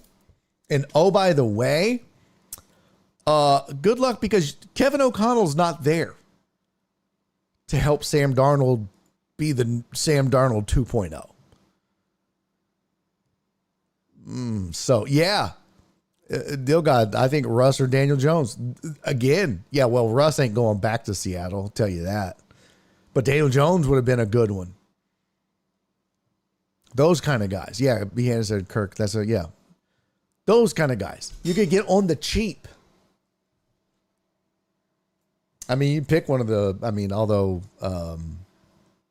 Justin Fields signed with the Jets, but you could have picked a Steelers quarterback. I don't know. Seattle doesn't make sense. Good news for the Browns is they re-upped Myles Garrett. So apparently all of a sudden now he's good. He's forgiven. He's fine. He's like, yeah, we've got a plan. Apparently he's all in now. It only took a $160 million extension to get him to calm down. Josh Allen has a 6-year, $330 million extension. Somebody said something to the effect of he's going to make like, what was like, did I see on our Discord, on the Barry on Deck Discord, that he's going to make like $100 a minute or some shit? Is that what I saw? By the way, if you're not on the Discord, you can join the Patreon, and that's one way you get access to the Discord, or the other way to get access to it. Was that what I saw?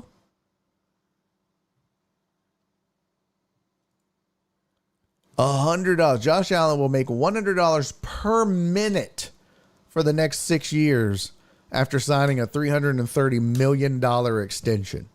$55 million per year, $4.583333 million per month, $1,057,692 a year, $150,000 a day, $104 a minute,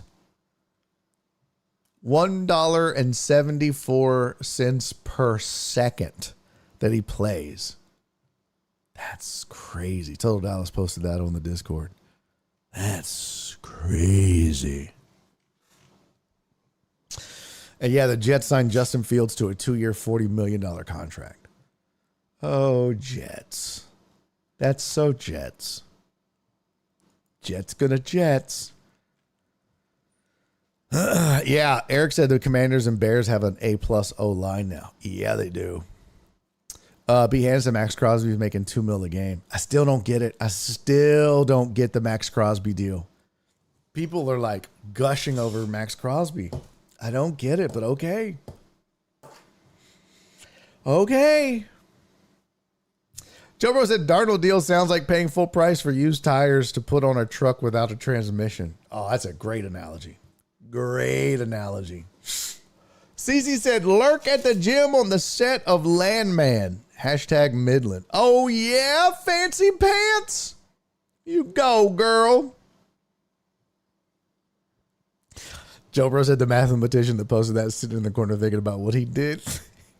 Yeah. So other couple of things. Devontae Adams signed with the Rams on a 2-year deal, and that was some big moves. That was some big moves. So that was all over the weekend. Let me see any other updates on the tracker front. Let me see here. Let me pull up Sport Trek. Let me see NFL free agents. If I zoom out. Okay.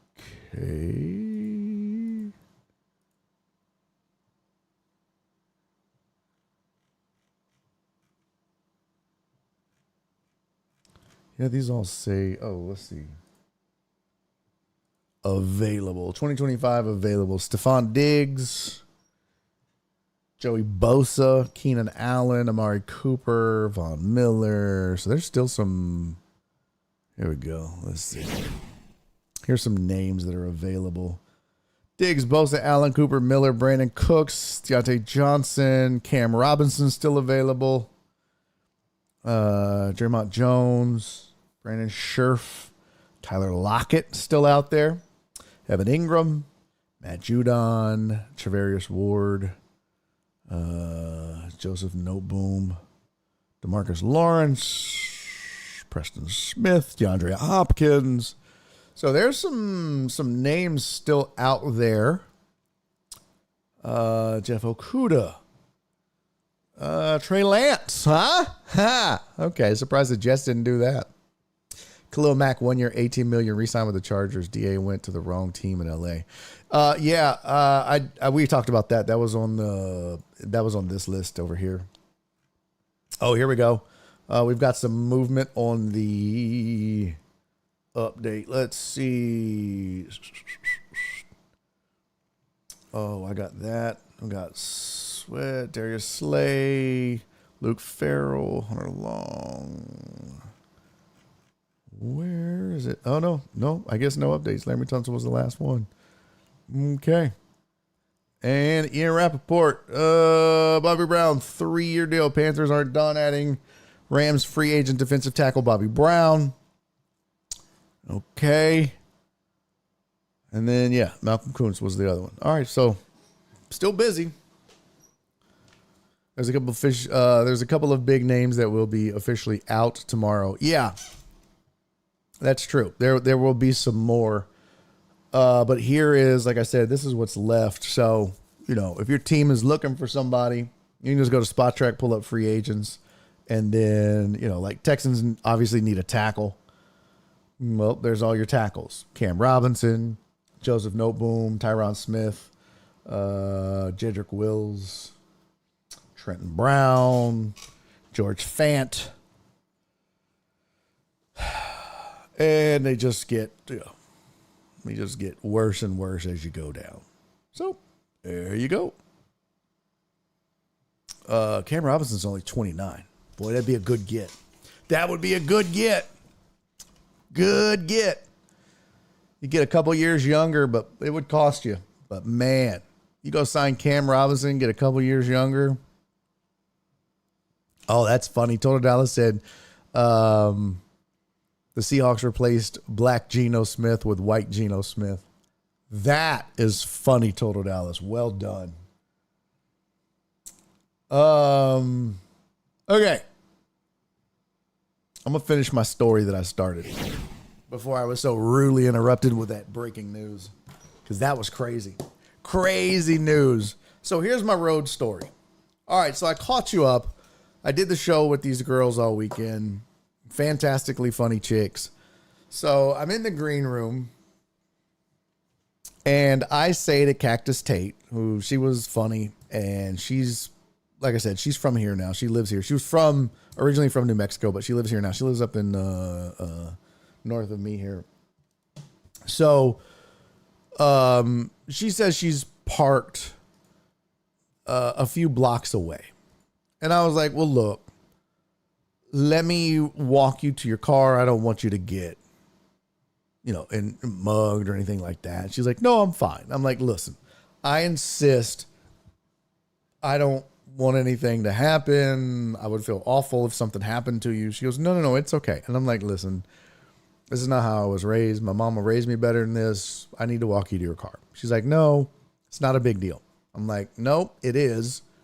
I'm not going to let you walk to your car downtown with all these homeless people and this crazy shit going on around here this late at night. I'm just not going to do it. I'm going to walk you to your car, make sure you get there okay, and it'll be fine. And, it sounded, like I said, it sounded like I was being kind of weird, but I just wanted to make sure she got to her car okay. And then the manager, Zach, came in and he's like, nah, Barry's cool. I promise you'll be okay. He's just, that's how he is. And she was like, okay. So I had to get my parking validated. And I was like, you ready to go? She goes, yeah, I'm ready. I was like, okay, cool. So we leave out of the House of Blues, or the Punchline. And she goes, I'm just parked down Caroline a few blocks. I was like, oh, okay. So we leave out of the House of Blues, take a left. And we start walking. And we're just talking comedy and talking, just kind of shooting the shit, just small talk. We go 1 block. We go 2 blocks. We go 3 blocks. We go 4 blocks. We get to like 5 blocks. And, we're getting caught at lights and traffic. And we get like 5 or 6 blocks, I want to say. It might be 5. And she goes, I think this is my garage. And I was like, oh, okay. So we have to cross the street. We cross the street.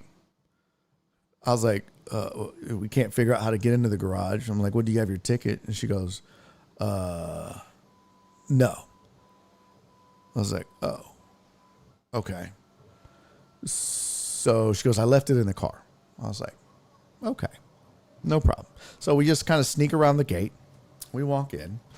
And I was like, what floor are you on? She goes, oh, I'm on the 2nd floor. I was like, okay. So we walk up the ramp. And then up the ramp again. But that puts us on the 3rd floor. It's okay. She was like, I don't see my car. I'm like, well, we're on the 3rd floor. I was like, just do your clicker. It'll beep. And then we'll go back down to the 2nd floor.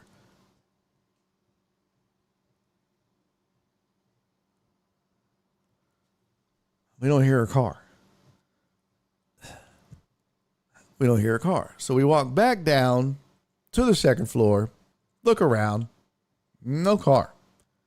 She goes, I don't think this is the right garage. Okay, well, let's go step back out on the street and find the garage. So we walk back out on the street. We look around. And she goes,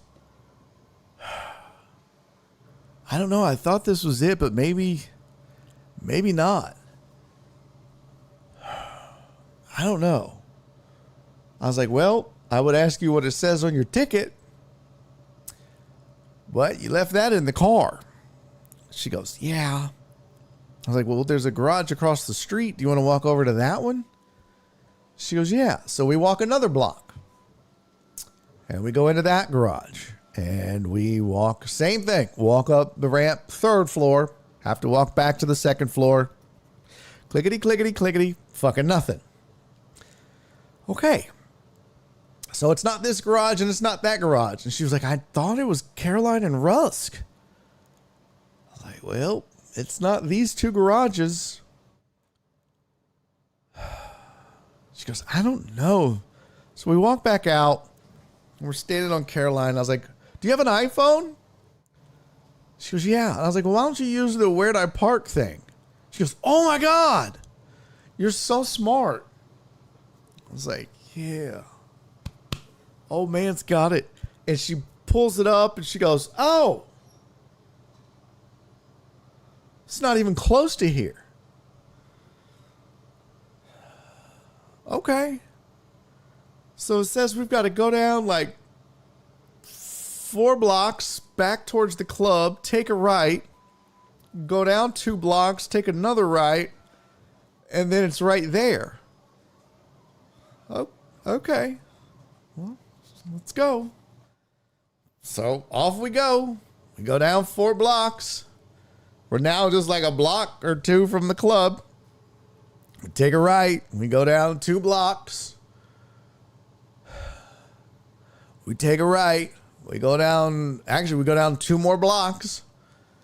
And we walk up to the building and we stop. This isn't even a parking garage.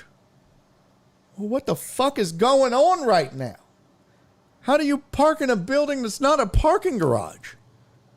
She goes, well, this just must not be right. I was like, well, obviously it's not right because you can't park here. I was like, well, maybe it's just off a little bit. Let me pull up my phone and see where the nearest parking garage is because maybe you're in that one.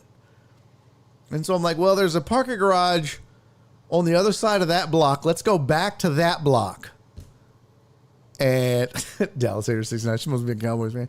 So we go back a block. And she goes, oh, you know, this looks from... No, this is not it. Okay. Well, what do you want to do? Because you obviously don't know where you're parked. She's just like, oh my God, I'm so sorry. I don't know I don't know she goes, where's the club at? And I was like, it's like 2 blocks that way and then 2 blocks that way. Do you want to just start over from there? She was like, yeah, let's just start over again. Cause I'm telling you, I just walked straight to the club. And I was like, okay. So we walk 2 blocks to 2 blocks back to the club. And we start over. And I was like, are you sure you didn't come from the other direction? She goes, nope, I came from that direction. I was like, are you sure? She goes, yeah. I was like, okay, did you cross the street? She goes, yeah, I had to cross the street. I was like, okay, so it wasn't on this side of the street. She goes, no. I was like, okay. So do you just want to start on this side of the street and just go block by block, garage by garage, and just walk and click? And she goes, well, it wasn't this first one. I was like, are you sure? She goes, yeah, because, I mean, I walked a little ways. Okay. So we get to the second garage, and I'm like, was it this one? She goes, no. She goes, I really thought it was the one at Rusk. So we walk all 5 or 6 blocks back to the one at Rusk. And as we're approaching it, she holds her key up and clicks it. And you hear, And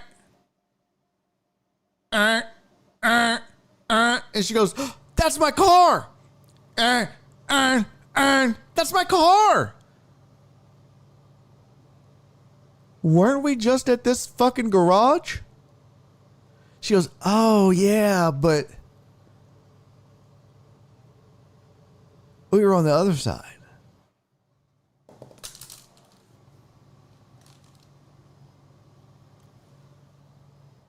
Oh. What?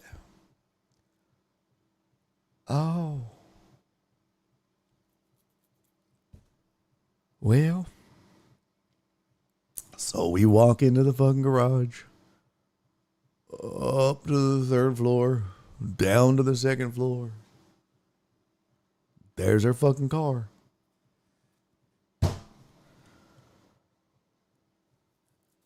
Hour later, she drives off. And now I've got to walk back to my fucking car.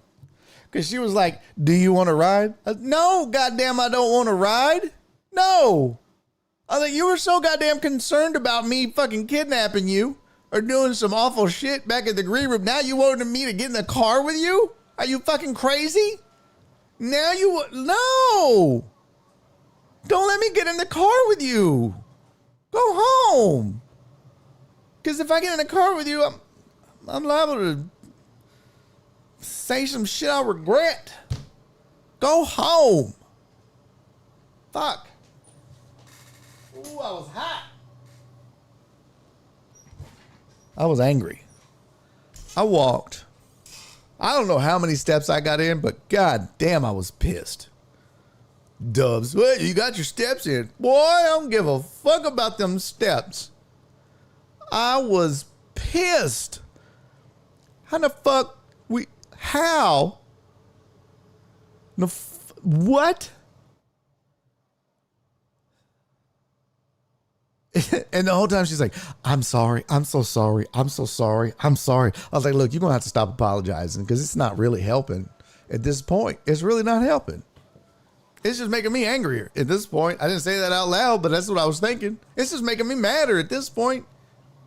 I mean, the damage is done now, bitch, and I wore a hole in my shoes walking. You apologizing is just making me madder. You just shut the fuck up and let's find this fucking car. Bless her heart. I felt bad for her. I really did. I was like, man, she must feel like the biggest asshole. I know I would. I would be like, you know what? Just go. Just leave me. I would feel like the biggest asshole ever. I don't know what happened to my pen that I threw. Drake comes in at half the end of the story. Who was lost? It was a comic that I was walking to her car. God. And so moral of the story is I'll never offer to walk a female to her car ever again. They can just get mugged. Fuck them. Yeah. Yeah, that was the lesson that I learned. The day before International Women's Day. Yeah. So ladies, you want equal rights? Well, you got an equal right to get your ass robbed. Yep. Yep. No, she didn't. Trey said maybe she wanted quality time with. No. She's married. I'm married. She don't give a fuck about my old ass. She's like 26. I'm twice her age, bro. She couldn't give a fuck. She didn't give a fuck. She just wanted to go home. I just wanted to go home. God damn, I was angry. Anyways, that was my nightmare. Now, we've got about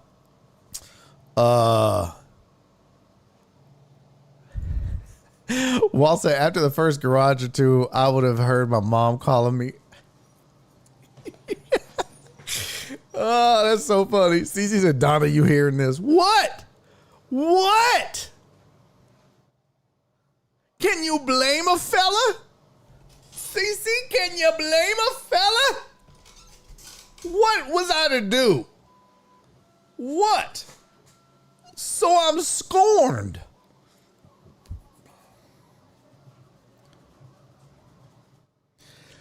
Amos said when she said she was good the second time, I would have said, like, you right. I would have been like, you right. No, Amos, that's not how I was raised, bro. Because that's how, women are polite like that. And they're, I don't want to burden you. No, not how I'm going to do that. No. Y'all are funny as shit, though. After the first garage bit. Oh, damn. Hello? Hey, mama. What's up? Oh, you're at the club? I'll be right there. I got to go, girl. Good luck. Good luck on your mission. Got me out here like Dora the Explorer and shit. Amos said 3 strikes you out. But that was all like, her like, oh, I don't need help was all in the green room. Once we were out looking for this fucking car, she never said, I don't need your help. She just was apologizing. I'm so sorry. I'm so sorry. Me too. Fucking me too. Me and my big ass mouth trying to do the right thing. Be a gentleman. The fuck? That's what I get. That's what the fuck I get. Okay, now some more non-sports. We've been very sportsy today with this what's up, extended toenail? Either tighten up or you gonna be loose. We've been very sportsy today. So let's do a little more non-sports. Because Pete Randizzle asked me a question before we went on air.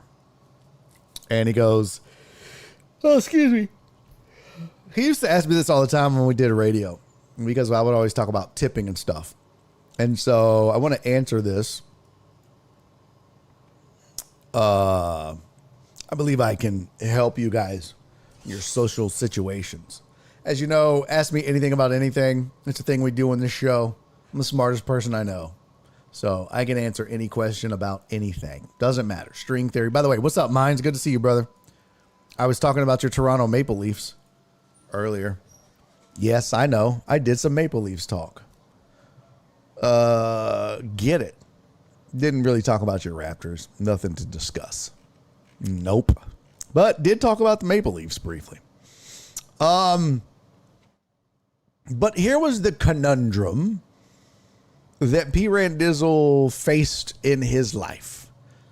And he wanted a ruling from me. And so I briefly gave him one online. But I felt like we should probably discuss this a little bit further. You and I. So this is what he said. Barry, I need a ruling here. And this is P. Randizzle on X. Let me see here. There it is. Barry, I need a ruling here. It says, hold on. I need a ruling here. A restaurant, not fast food. Before drinks come out, girl brings out an iPad and presses 30% gratuity from me and hands me the iPad to pay with an attitude. What's your next move? So that's the scenario. That's the situation. Okay? P. Randizzle has... this happened to him, and so he asked me, what's the move? What's the play? You're out to dinner. You're at a restaurant. And you've ordered food. And before the drinks even come out, your waitress, the girl, brings out an iPad. She presses 30% gratuity, spins that sumbitch around, hands it to you to pay. There's no drinks yet. There's no food yet. and she's kind of got a little bit of an attitude with you. And I'm no John Quinones, but what would you do? Well, this is what I would do. And I know a lot of you might be like, no, you wouldn't. You probably don't know me that well then. And this is why Nora hates going out in public with me. Because here's the thing. So a lot of you are like 0%, 3%, 15%. And good luck, because one, it's going to take forever to get your shit. And two, she's going to spit in it. So all of this 0%, tell her hell no. Alex said I'd be like, delete, delete, delete. And my first inclination was to be like, hey, I'll just tip at the end with cash. That was my first inclination, would be like, hey, slow down, girl. You got to warm me up. You know, I like a little foreplay. Bring out some drinks and an appetizer first. I tip separate, so, you know, we'll just do 0 now. If you would like me to pay for the meal, but you don't even know if I'm going to add anything like dessert, let's just slow down, baby girl. I'm not ready to pay yet. That's an option. And that is something that I would say. Hey, slow down, baby girl. I'm not ready to pay yet. But here's what I would actually do. She would have the iPad. Right? She would hand it to me. I would take it.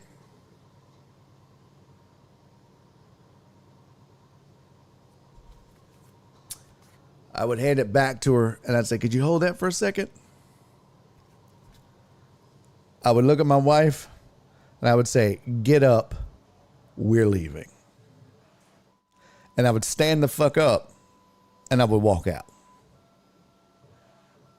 No questions asked. Without a doubt. No hesitation. Because you're in a no-win situation at that point. Because if you don't tip the 30, your service is going to be shit. She's probably going to spit in it. It's whatever. If you do tip the 30, she's going to slow play you. And she can do whatever the fuck she wants because she's got your money. You ain't winning this. And how presumptuous of her to just expect 30? Fuck you. Fuck you. Now, I'm not a Karen, so I'm not going to be like, bitch, go get the manager. I would want to, but I'm leaving. You know what? Fuck you. And then they're going to be like, well, you ordered. I don't give a fuck. You eat it, bitch. I'm out. You going to spin that shit around? Spin it on yourself, bitch. I'm out. You ordered drinks. Drink them, bitch. I'm done. Now, see, my wife, she might stay behind and be like, oh, I'll pay for... Well, that's on you. I'm not doing that. I'm out. I'll be in the fucking car. I'm not doing none of this. I'll stop and get some Jack in the Box tacos on the way home. But I'm not playing this game with you, woman. Mark said, what are you mad about now? I was asked a question how I would handle something on Twitch. You can't just come in. You like Dre coming in the middle of a story talking about, what are we doing? So, no. I'm not tipping you. I'm not paying in advance. I'm not doing none of that shit. I'm not eating this. I'm not drinking this. Bitch, I'm out. Bye. Here's your iPad. Here's your funky ass. Fuck you. Keep all this. I'm not doing that. Fuck that. I'm just not playing that game.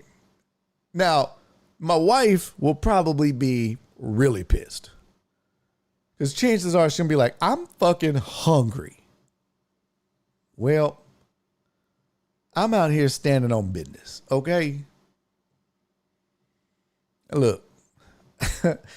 Well, I don't give a fuck. I'm hungry. Well, I'm not doing that. Mm-mm. And then we would argue. But nope. Amos, I would have asked her, did she ever see an iPad fly? Be like, oh, thanks. Wow, bitch. Fuck yourself. I mean, ooh-wee. Ooh-wee. Yeah, I'd be hot. You going to hand me 30%? Bitch, you ain't even done nothing yet? Like, most people will say this. Most people will say, all right, I tip 20%, 25%, or 30%. And that's where it starts. And then as it goes, you either work your way down or up. If your service is exemplary, I will tip more. If it's trash, I will reduce it. I don't really do that. I'm just like, you know, if you're good, I'm going to give you a big tip. If you're not, I'm going to give you 15%, sometimes 10%.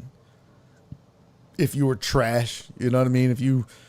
If I had to beg you for a drink or you never came back, sometimes I swear to God, y'all gonna say I'm lying. You will say I'm lying. And this is the God's honest truth. And ask my wife. I have gotten up and walked to the fucking wait station and refilled my own soda. And they have looked at me like, the fuck are you, sir? Do you need something? Yes. Some soda. But apparently, I have to get this shit myself. They're like, sir, you can't be back here. Well, the fuck I can't. What? Well, how else am I going to get this? Behan said, use a lot. No, sir. On God. I am not lying to you. Brother, the shit that I say on this show, I do not have to make these stories up, fam. That's something you will learn. Like, if you ever hung out with me, been with me, I don't make this shit up. I just don't. I mean, trust and believe. Bro, don't leave the, like, at Chewy's, I've gone to go get my own chips. You know how if you go to Chewy's, they've got drinks and the chips like right there? And if you're in the back where the patio is, on the side on the wait station over there, they have, well, I don't think they have the chips anymore, but they used to have like chips, and they used to have they had the drink stations over there. I'll get up and go get my own goddamn chips. I don't give a fuck. If I ask you 6 times for a drink and you just disappear on me, bitch, I'm going to get my own drink. And you're not getting tipped. But I will get my own drink. Yeah, I've done it. Straight up. I've never like walked behind the bar or no shit like that. But I've walked into the wait station several times. I hadn't done it lately. It's been years. I've done it. I don't give a fuck, man. Like, yeah, I don't give a fuck. What'd I say? Joe Bro, sir, I ain't got no job. Mark. How do you feel about a lot of these billion-dollar businesses asking if you want to round up to the next dollar on your purchase? Oh, for charity? Yeah, I don't trust that shit. Honestly, Titan Hugo, that's a good question. I'm too skeptical of that. I don't trust them. I've never like, I go to Ace and they're like, do you want to round up for the children's charity? No, fuck them kids. What? Fuck them kids and fuck y'all. Cause I don't think you're giving it to them kids. I don't think you're giving it to them kids. And that's the other thing. Spoon's right too. Why the fuck am I giving you my money for your tax break? You giving me a fucking, are you sending me a fucking, something for my taxes? I didn't think so. No. I'm not rounding up so you can get a tax break, and I'm not rounding up so you can keep the motherfucking money. No. Because some of the larger corporations, maybe they give all the money, but I just don't trust them. Because even you go to like the 8 and 11, not the 7 and 11, not that, the 8 and 12. You go to one of them raggedy ass gas station, like, you know what I'm talking about, like a U-Totem. You remember the fucking U-Totems? You know what I'm talking about. Not the stop and go, like the stop and get. Them off-brand motherfuckers. Not Sonny's, like Shady's. You go to one of those motherfuckers and they're like, oh, do you want to give $1 for charity? No, bitch. Because I know all charity is a stripper that you're about to give this $1 to. Fuck you. I'm not stupid. I'm not doing that. I damn sure don't do it at those places. But also, I don't even trust the big companies, man. I'm not rounding up, and I'm not, Cece, I am charity. And I'm not giving you money to write your shit off. If I'm going to donate money, I'm going to do it directly. Nope. Eric said, my cousin once wrote in the tip line, money is earned, nothing is given free. Maybe come back to fill our drinks. That's cold-blooded. Sometimes I'll just put $1. I'll just be like, yeah, okay, you brought me my food. Here's $1. The girl was so pissed. I bet. Cece's stage name is Chastity. No, it's Charity. Charity.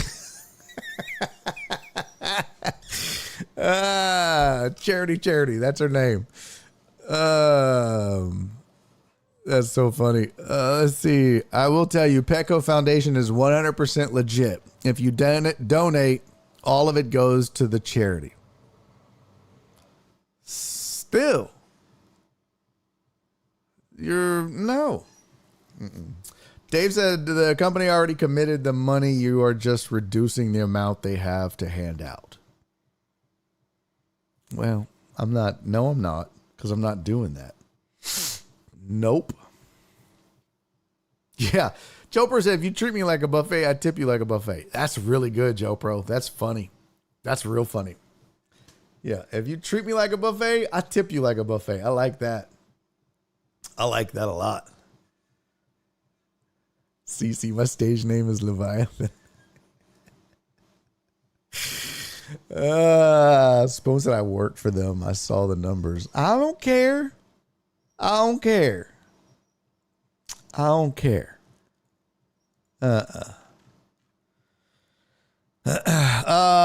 is this? All I want at Chewy's is the ranch with the chips. Oh yeah, the green sauce. That's it. The jalapeno ranch. I learned how to make it. Sure did. Mark said, what does this mean, CC? Yeah. Yeah, I learned how to make that. They had like a copycat recipe online and I perfected it. Oh, make me fat as shit. Sure did. So that's my go-to, that's my answer is nah. Nope, not doing it. Man, go fuck yourselves. This is so stupid. I get so sick of all the spam that I get between X and Facebook and Instagram. My God. Who's fallen for this shit, by the way? Like, honestly, who has fallen for all of these scammy ass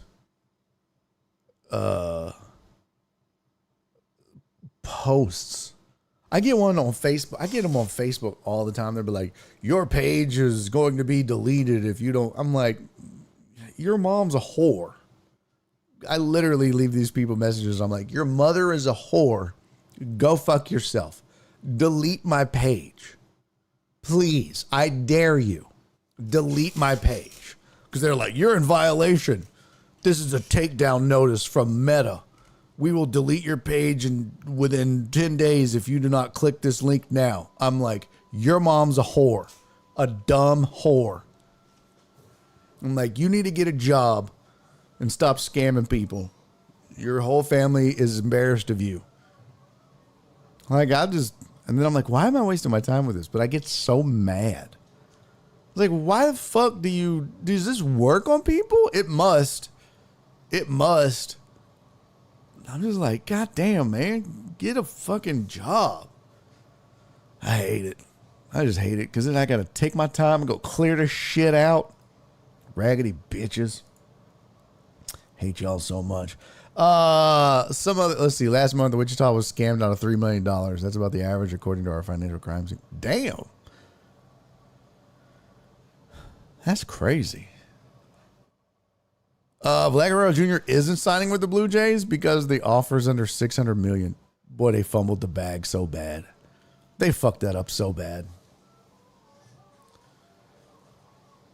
So bad. Kenny Pickett to the Browns. Oh, no shit. Let me see. Let me update this one last. Oh, I shut them all down. I closed them all, damn it. Duke is number 1, by the way, in the AP Top 25. Houston is number 2. Duke number 1 for the first time since November 2021. What? Can you believe it? Duke number 1 in the AP Top 25 men's college basketball poll for the first time since November 2021. That is crazy. Houston at number 2. Let's see. Jets reach $40 million deal with Fields. Yeah. Oh, Eagles trading Pickett to the Browns. There's that. Commanders trade for Tunsil. Pats boost defense with Williams, Davis. Raiders, Hobbs joining Pack. Yep. Curry accepts assistant GM role for Davidson Hoops. That was Stephen Curry. So Steph's dad, I'm guessing. Nope. That was Steph. That's crazy. I thought it would be his dad. What?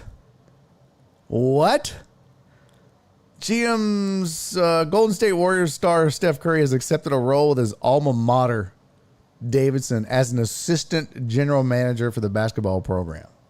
This is nuts. Curry became the first active player in U.S. major professional sports to take an administrative job with an NCAA team. Oh, wow. I would have thought it would have been his dad.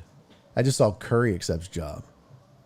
Dale is Dale is dad. Oh, that's right. It is Dale. I don't know why I thought he was a junior. It is Dale Curry. Yup. You right.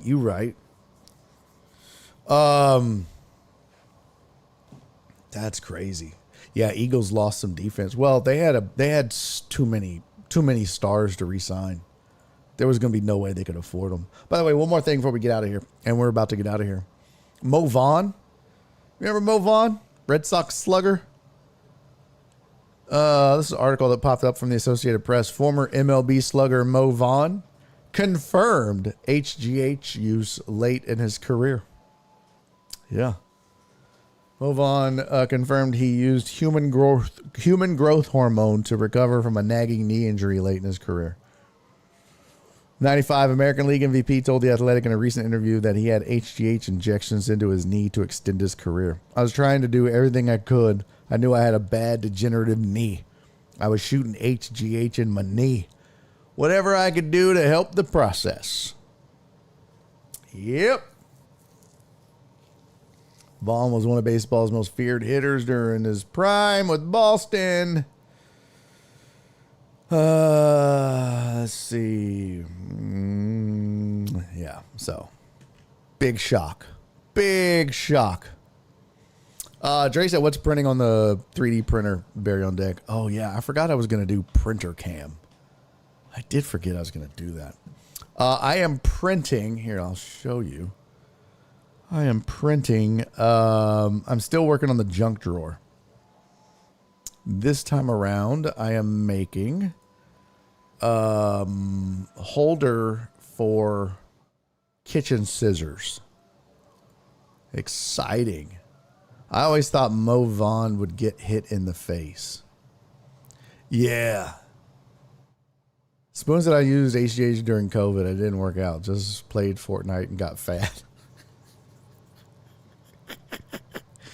He is a junior. He goes by his middle name. Oh. Okay.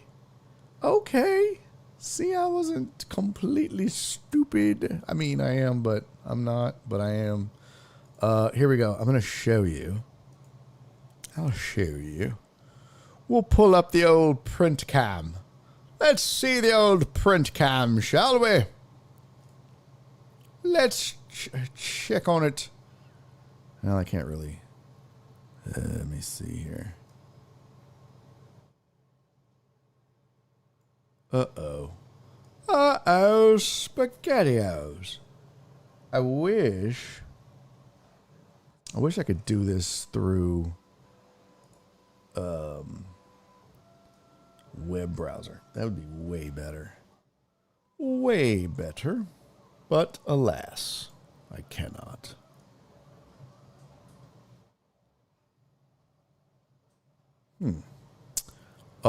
Here. Hold on. Hold the phone. I thought. I'm going to add a camera here. What the shit is this? I'm confused. Oh, what the shit? Oh, it's got to be desktop capture. Got it. Okay. Yeah, got it. All right, so here is. Do y'all hear it? Can y'all hear it? It's like. Sounds crazy, right? All right, here is print cam now. Now we're cooking with grease. Oh, yeah. Okay.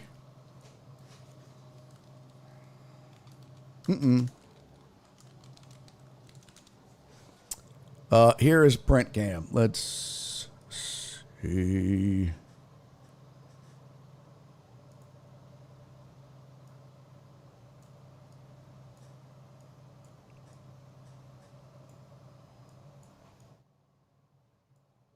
Oh my gosh.